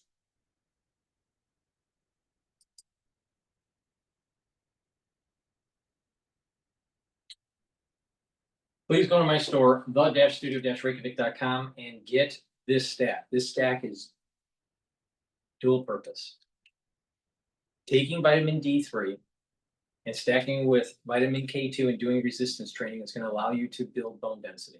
But it will also help to pull some of that calcium depositing around plaque and reduce plaque formation. Super important. Vitamin D3 and K2 also will help you to weather the storm in the fall and the winter. All right, vitamin D3 helps to get cells to go into apoptosis if they're infected. And K2 reduces the severity. It's really important. Let me repeat. It is very, very, very important that you take this. But if you don't want to listen, don't listen.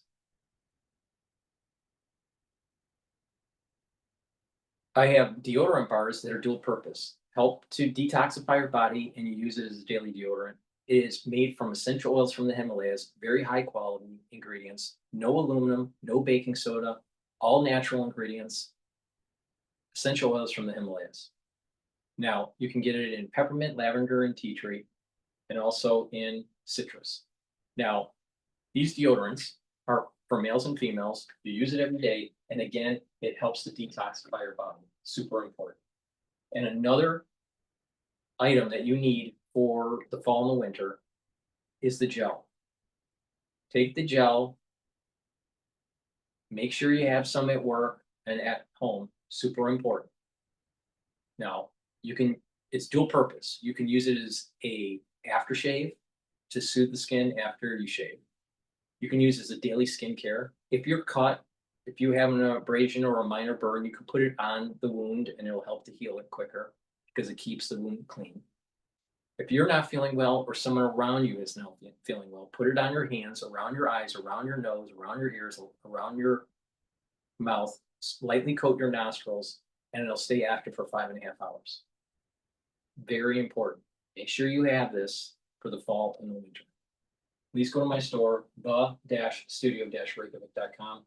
Use discount 5. You get $5 off any order. If you spend $100 or more, you will get a free gift until supplies last. And you will need that free gift for the fall and winter. I guarantee it.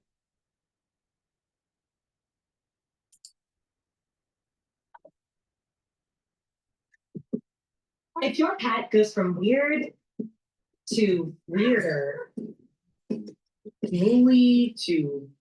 So every morning I get newspapers delivered to my house on Long Island. The papers, the actual, I can hold it. I like that. I also get them on the social media, the email, all of that, but I'd rather read the paper.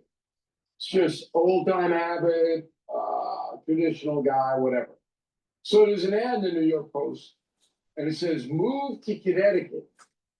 And it's got a picture of a real estate group in Fairfield County.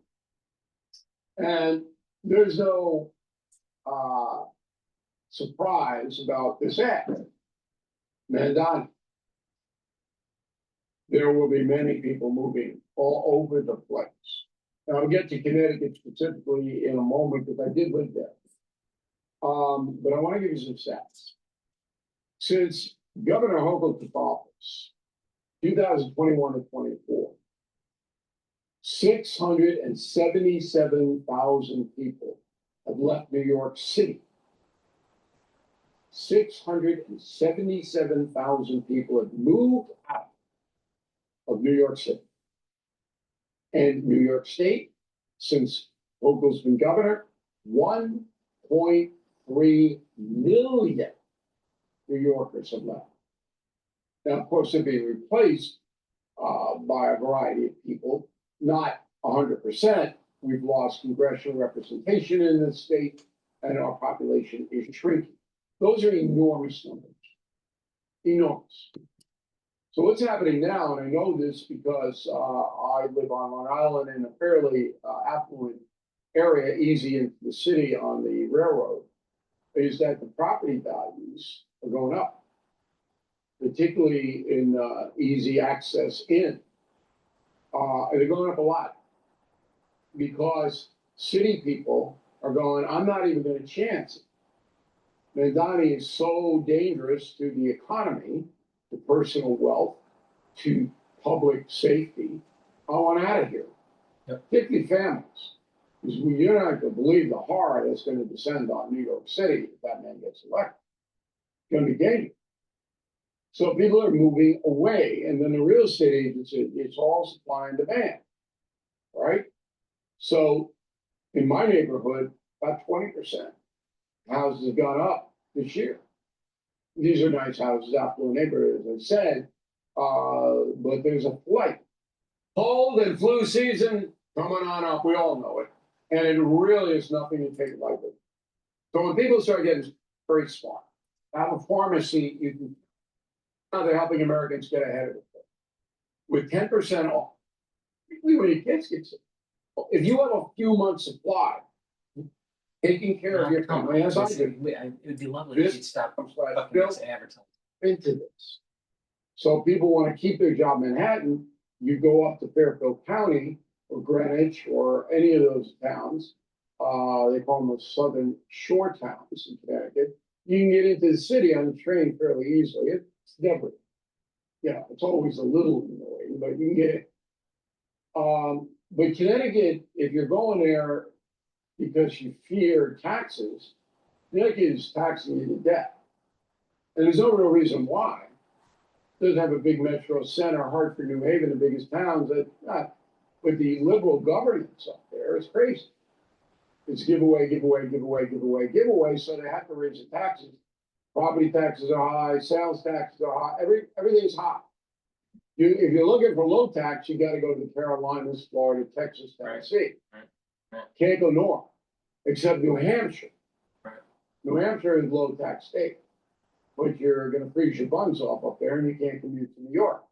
But anyway, these Connecticut people are smart because there will be a segment of New Yorkers, and their commute by car on Long Island is impossible. It's impossible. I live 22 miles from Midtown Manhattan. It'd be an hour and a half, easy. And it's not just rush hour either, 24/7. Connecticut is lighter. Still, the Stamford area is still a killer. But it's a lighter traffic footprint than Long Island. And Connecticut's a beautiful state. I mean, that southern shoreline is gorgeous. A very nice place to live. But you better have some loot. The real estate is hot. But anyway, it's shocking how many New Yorkers are leaving, and that is going to accelerate if Donnie becomes mayor. And it's going to accelerate big time. And all of that will have negative consequences on those of us who have to live here. And I have to live here because of family, because of business, et cetera, et cetera. But I want to live here too. I'm not in New York. Please go to my store, the-studio-reykjavik.com, and get the lignans. Lignans will help with your immune system, your endocrine system, help to soak up free radicals and bring down inflammation. That's going to help your immune system and your cardiovascular system. Ashwagandha root brings down cortisol levels and helps you to control your blood glucose levels. Super important for your cardiovascular system and your immune system. And turmeric brings down free radicals and also brings down pro-inflammatory cytokines. By stacking these together, you're improving your cardiovascular health, your immune system. And when you're bringing down inflammation and soaking up free radicals, you're even improving your neurons. And didn't I say that a lot of people are going to be getting early onset of dementia within the next 5 years? So maybe you should be paying attention and getting the turmeric, the ashwagandha, and the lignans, and take it every day. Boost up that immune system. You're going to need this for the fall and the winter, but not just that. It is the third pillar of my core protocol. Remember, the protocol is taking the multivitamin and the probiotic as the foundation. Max 35 or cleanse, it's the first pillar to help boost up that immune system. C60 to soak up free radicals is the second pillar. Third pillar is the turmeric, ashwagandha, and lignans to boost up that immune system and help with your cardiovascular system. And Boomer Boost revs up that metabolism and increases your energy levels. All right, let's go to Bloomberg. Democracy Visiting Fellow at Harvard Kennedy School's Ash Center. Great to see you both here. Rick, you're no stranger to the business world. Is this true that companies at $100,000 a pop will be very happy to pay if it means getting the actual manpower that they need to conduct these projects, whether it's data centers or anything else? Nope, they're going to hire American American engineers. from is there's going to be a load of new H-1B visas that are issued for this kind of tariff.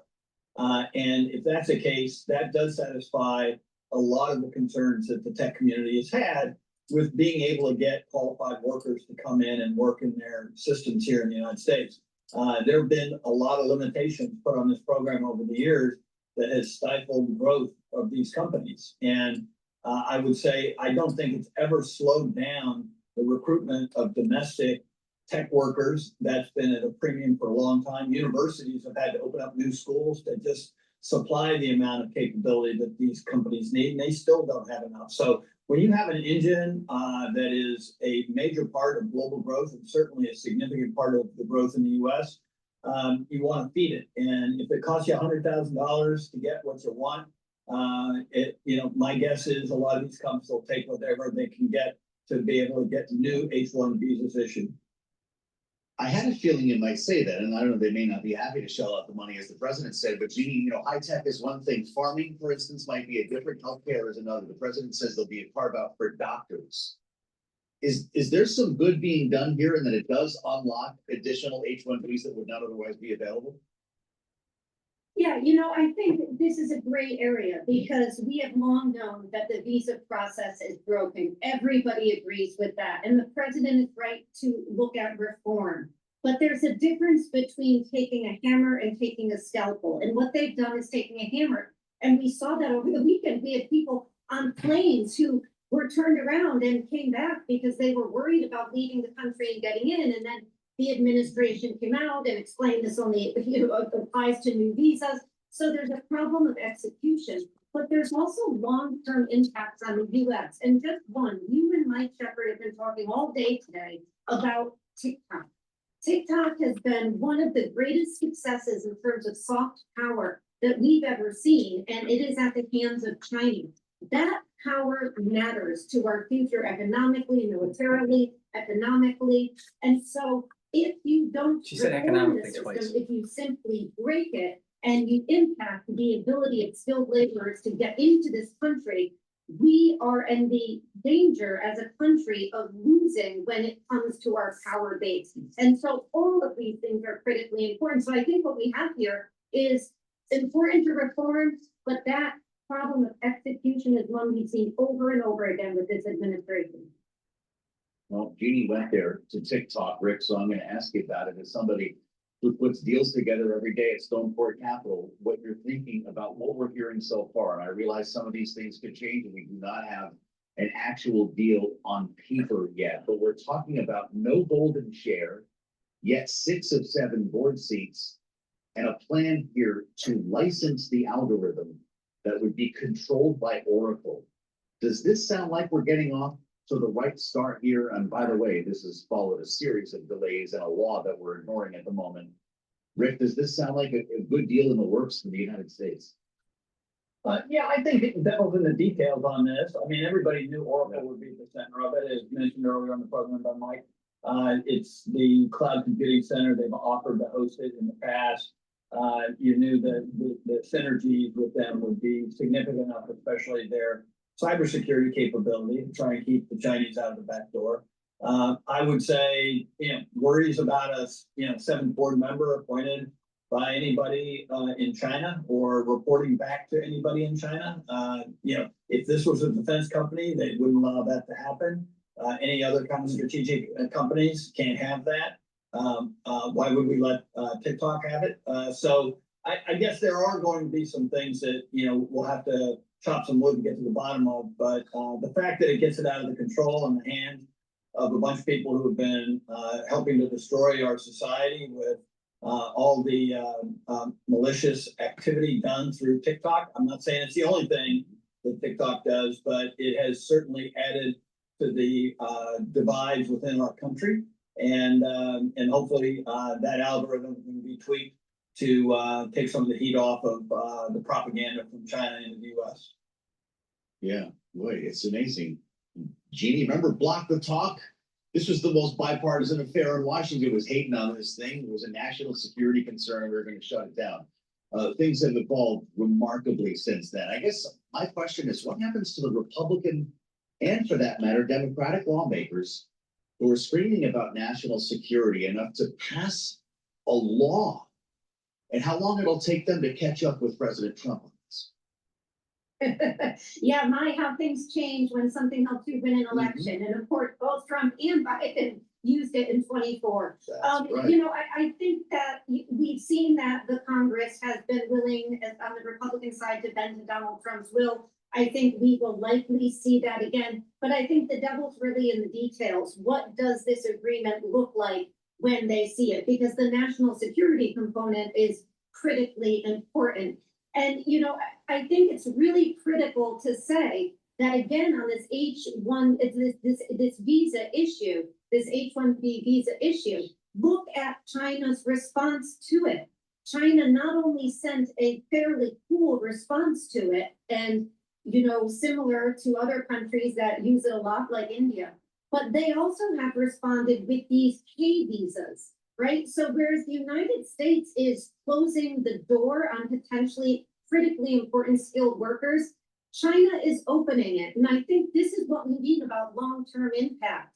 They now are in a position to sell us potentially this algorithm from TikTok. They are now welcoming young, skilled talent. This has long been where the United States has thrived and excelled. We have been the envy of the world. And that's why, yes, reform the visa system, but do not do it so that you diminish our ability to compete long term. That's the concern on all of these fronts. Of course, you know, Rick. You know, the problem with these talking heads is, one, they never were engineers, either in real engineering or even software engineering. And I don't even think software engineering is real engineering. But the thing is that, okay, you have individuals that are speaking things that they've never done before. That's number one issue. All right.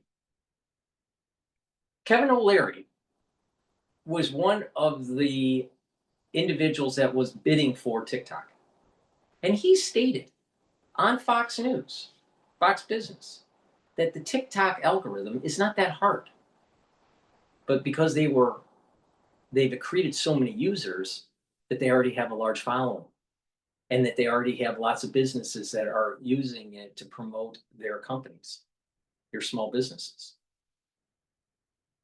But the concept of a 20-second video and creating a social platform, just about almost every single coding graduate can do.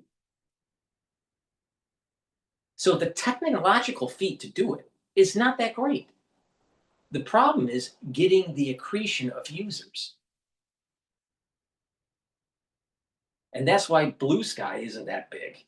Why? Because that was a spin-off of Twitter when Elon Musk bought it. So first mover advantage is really important with some of these social media companies. So it's not the technology, it's the marketing.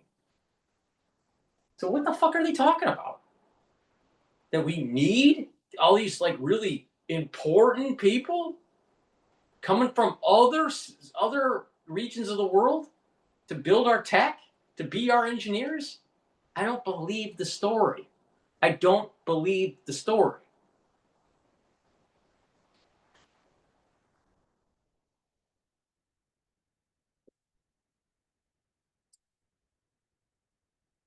States giving up to get this deal because the power is unfortunately in China's hands. You know, what are they getting out of this? The reality is they have what we want.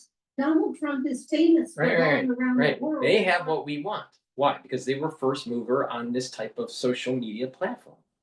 and was successful, and it created a lot of users. But the technological feat to do that, most graduates in computer coding could do. And Kevin O'Leary said, it's not the algorithm that's really that big of a deal, because that could be redone. That could be homegrown. It's the users. It's the adopters of the platform that's the issue. Do you think it's really that hard technologically to make a competitor to Walmart? No. Or Amazon? No. It's not technologically hard. But because they are created so many users and it built up such a large platform around the country that the barriers of entry are high. And it's a big marketing call to do it, to be able to get your customers and to be loyal and then build the brand. That's the hard part. But the cybernetics of Amazon, not so hard. Making ebooks, not so hard.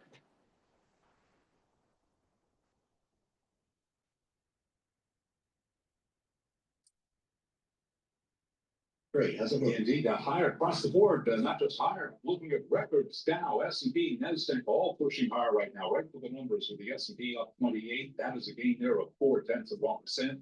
27 records this year on the S&P. We're looking at the Dow up 103, up 0.2%. Again, S&P up 0.4, NASDAQ Composite Index up by 0.6%.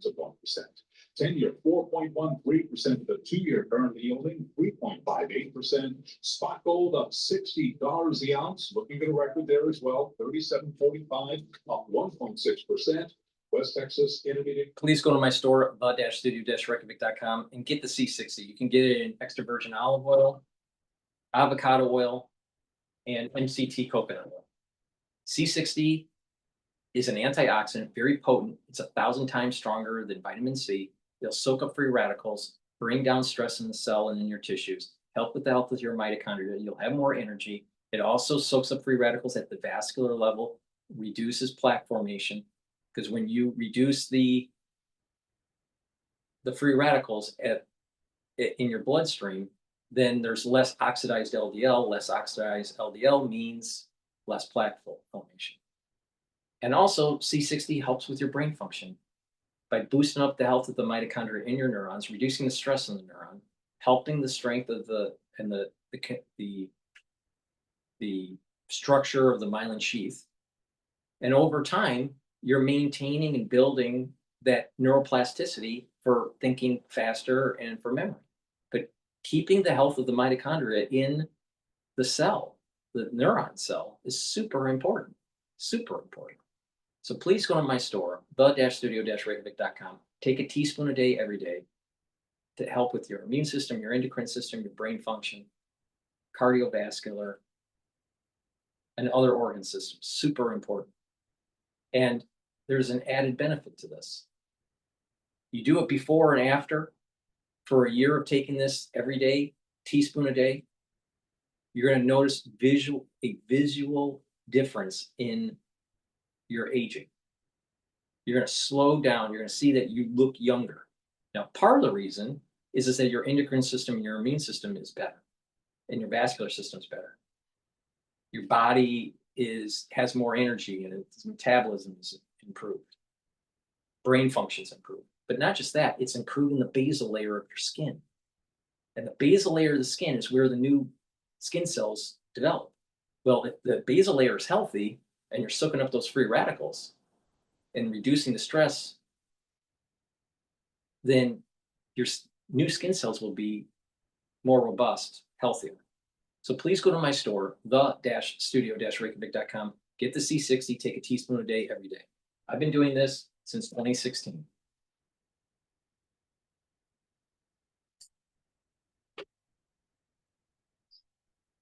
First of all, it's a pleasure to be with you, and thanks a lot for your question. In fact, you know that from Monday onwards, federal court will be also assessing a very similar case, because in fact, what we try to do is to defend the consumers, industrials against monopolies, against behaviors that accumulate power in a given market. And this behavior was accumulating such a big power in the buy and sell sides, in the matching of the offer. So to provide the publicity in internet, that in fact, it was becoming a kind of monopoly that, of course, we needed to face. And our decision is being taken on the basis of the I want to go to Kevin O'Leary talking about Mandani.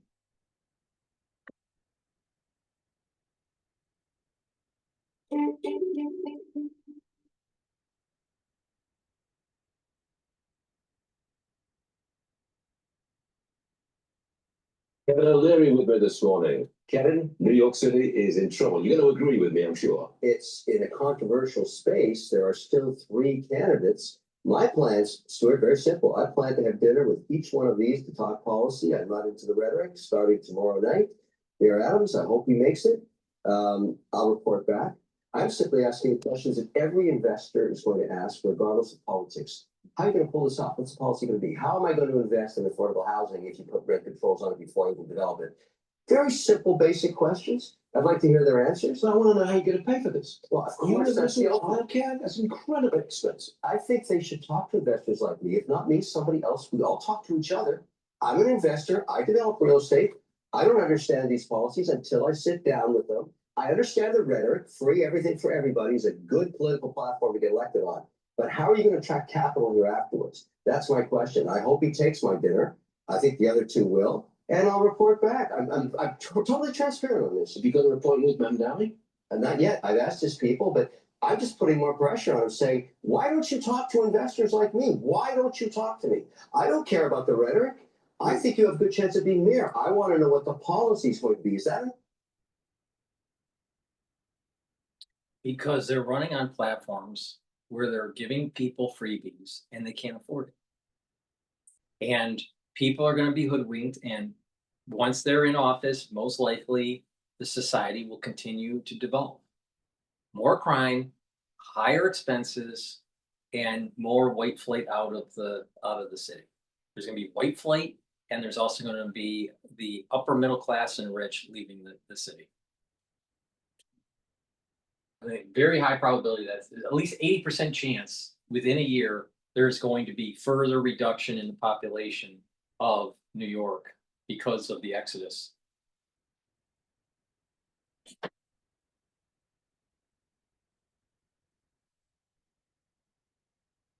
Reasonable question. I think Mandani might engage with you. I think he might. You are a capitalist. Start with Adams tomorrow. That's it. Well, I want to make sure you're going to go to Mandani. I'm going to try. That's great to see. I don't think Mandani's going to do it. Listen, New York is like nothing else. It's like its own country. You got to know what the policy is going to be. And I'm just one investor. There are millions of others, including all around the world, who'd like to get a report card on this. I'm going in asking questions. Got it. Stay with me for the hour, please. And at some point, we'll get to the watches that you're wearing today. Oh, I have some big news on collectible cards. Stuart, you hear about that? I do. That's right. I'm excited. Hold off till. All right, let's listen to Faulkner. But before I do that, please go to my store, the-studio-reykjavik.com. Get the Gladiator Barley. This will help to build muscle, do resistance training. Take the Gladiator Barley. This will also detoxify your body, bring down inflammation, and soak up free radicals with superoxide dismutase. So it's dual purpose. And when you're bringing down inflammation, you're helping your immune system, your cardiovascular system, your brain function. You're helping with joint health. You're recovering quicker after your workout. Please go to my store, the-studio-reykjavik.com, and take the Gladiator Barley and do resistance training. And don't be a socialist or a Marxist or a communist.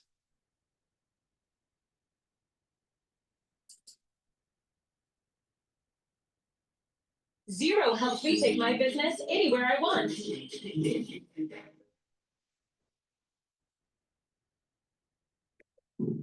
Essence of driving is gripping the road, keeping momentum.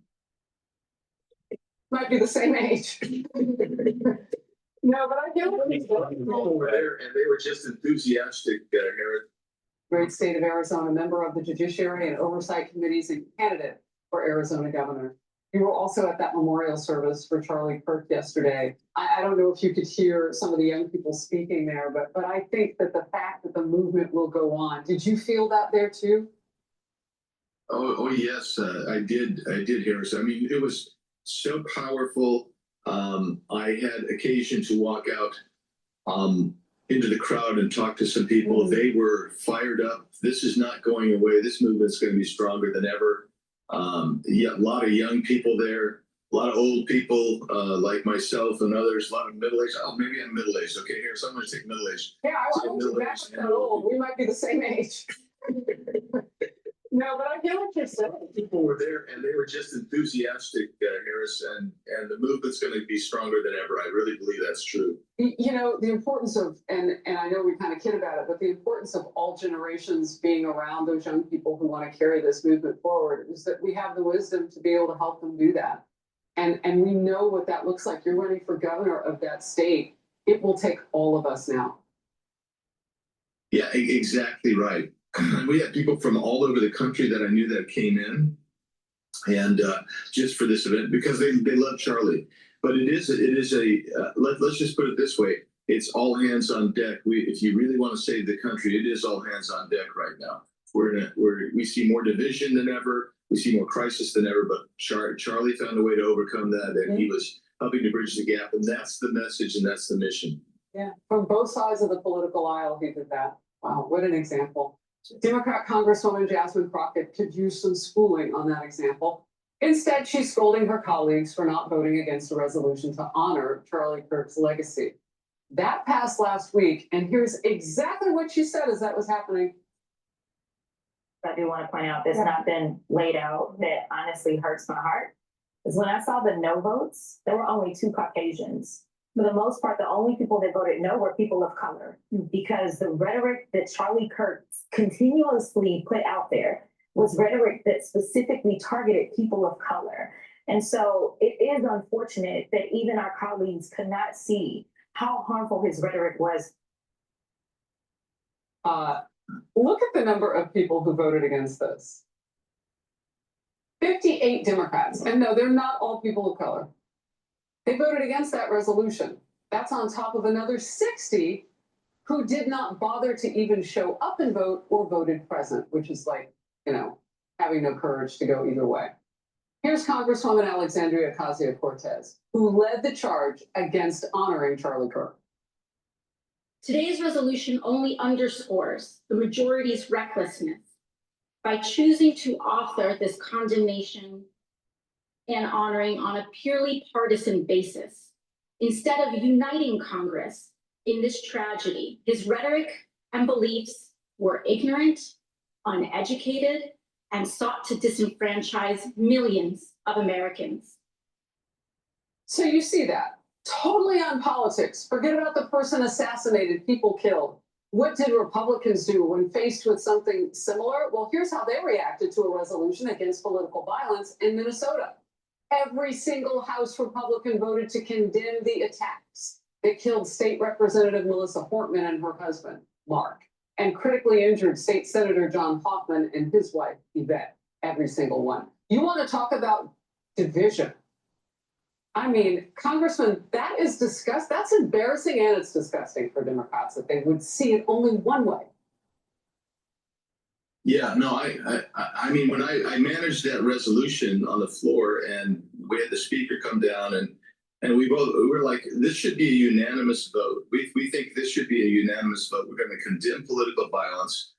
And by the way, their mischaracterization, their attack on Charlie Kirk, actually, it shows their ignorance and it shows their lack of goodwill and it shows their lack of willing to bridge a gap, their lack of willingness to try to resolve issues and problems and difficulties we have in the nation.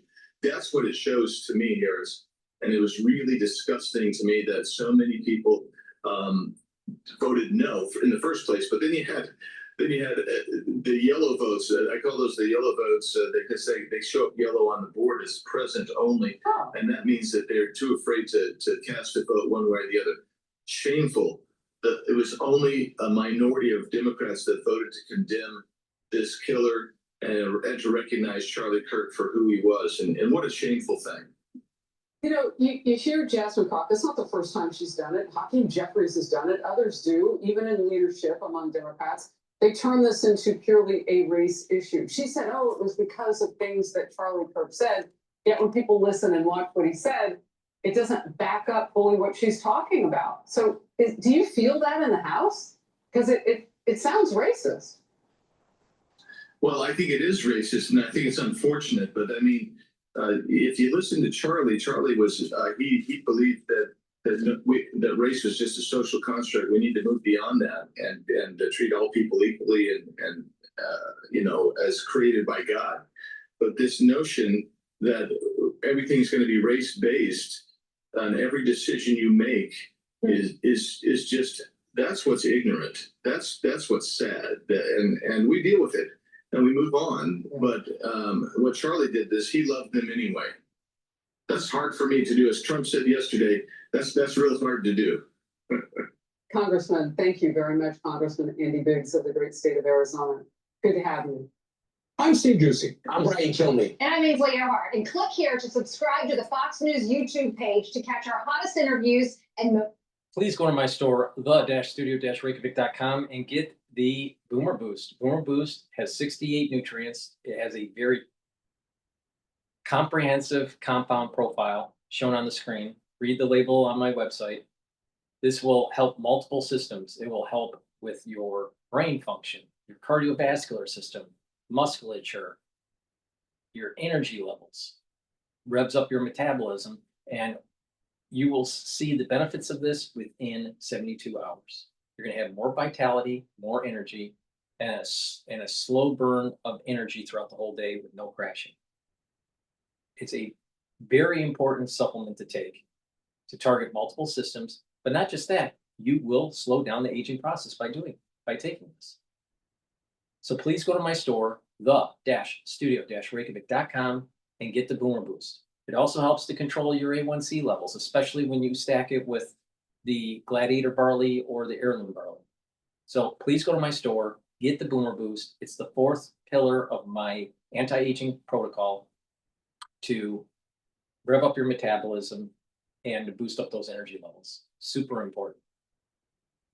So use discount 5, you get $5 off any order. If you spend $100 or more, you get a free gift until supplies last. It's really important for you to stock up on the many different supplements that I have, especially for the fall and the winter. You're going to need them to boost up that immune system. Take my advice or don't take my advice. It's up to you. But if you do what I tell you to do, you will be way better off in the fall and the winter. And if you take these on a regular basis, you're going to slow down the aging process. Please go to my store, the-studio-reykjavik.com. Get healthy. It is in your power. Thank you for listening and have a nice day.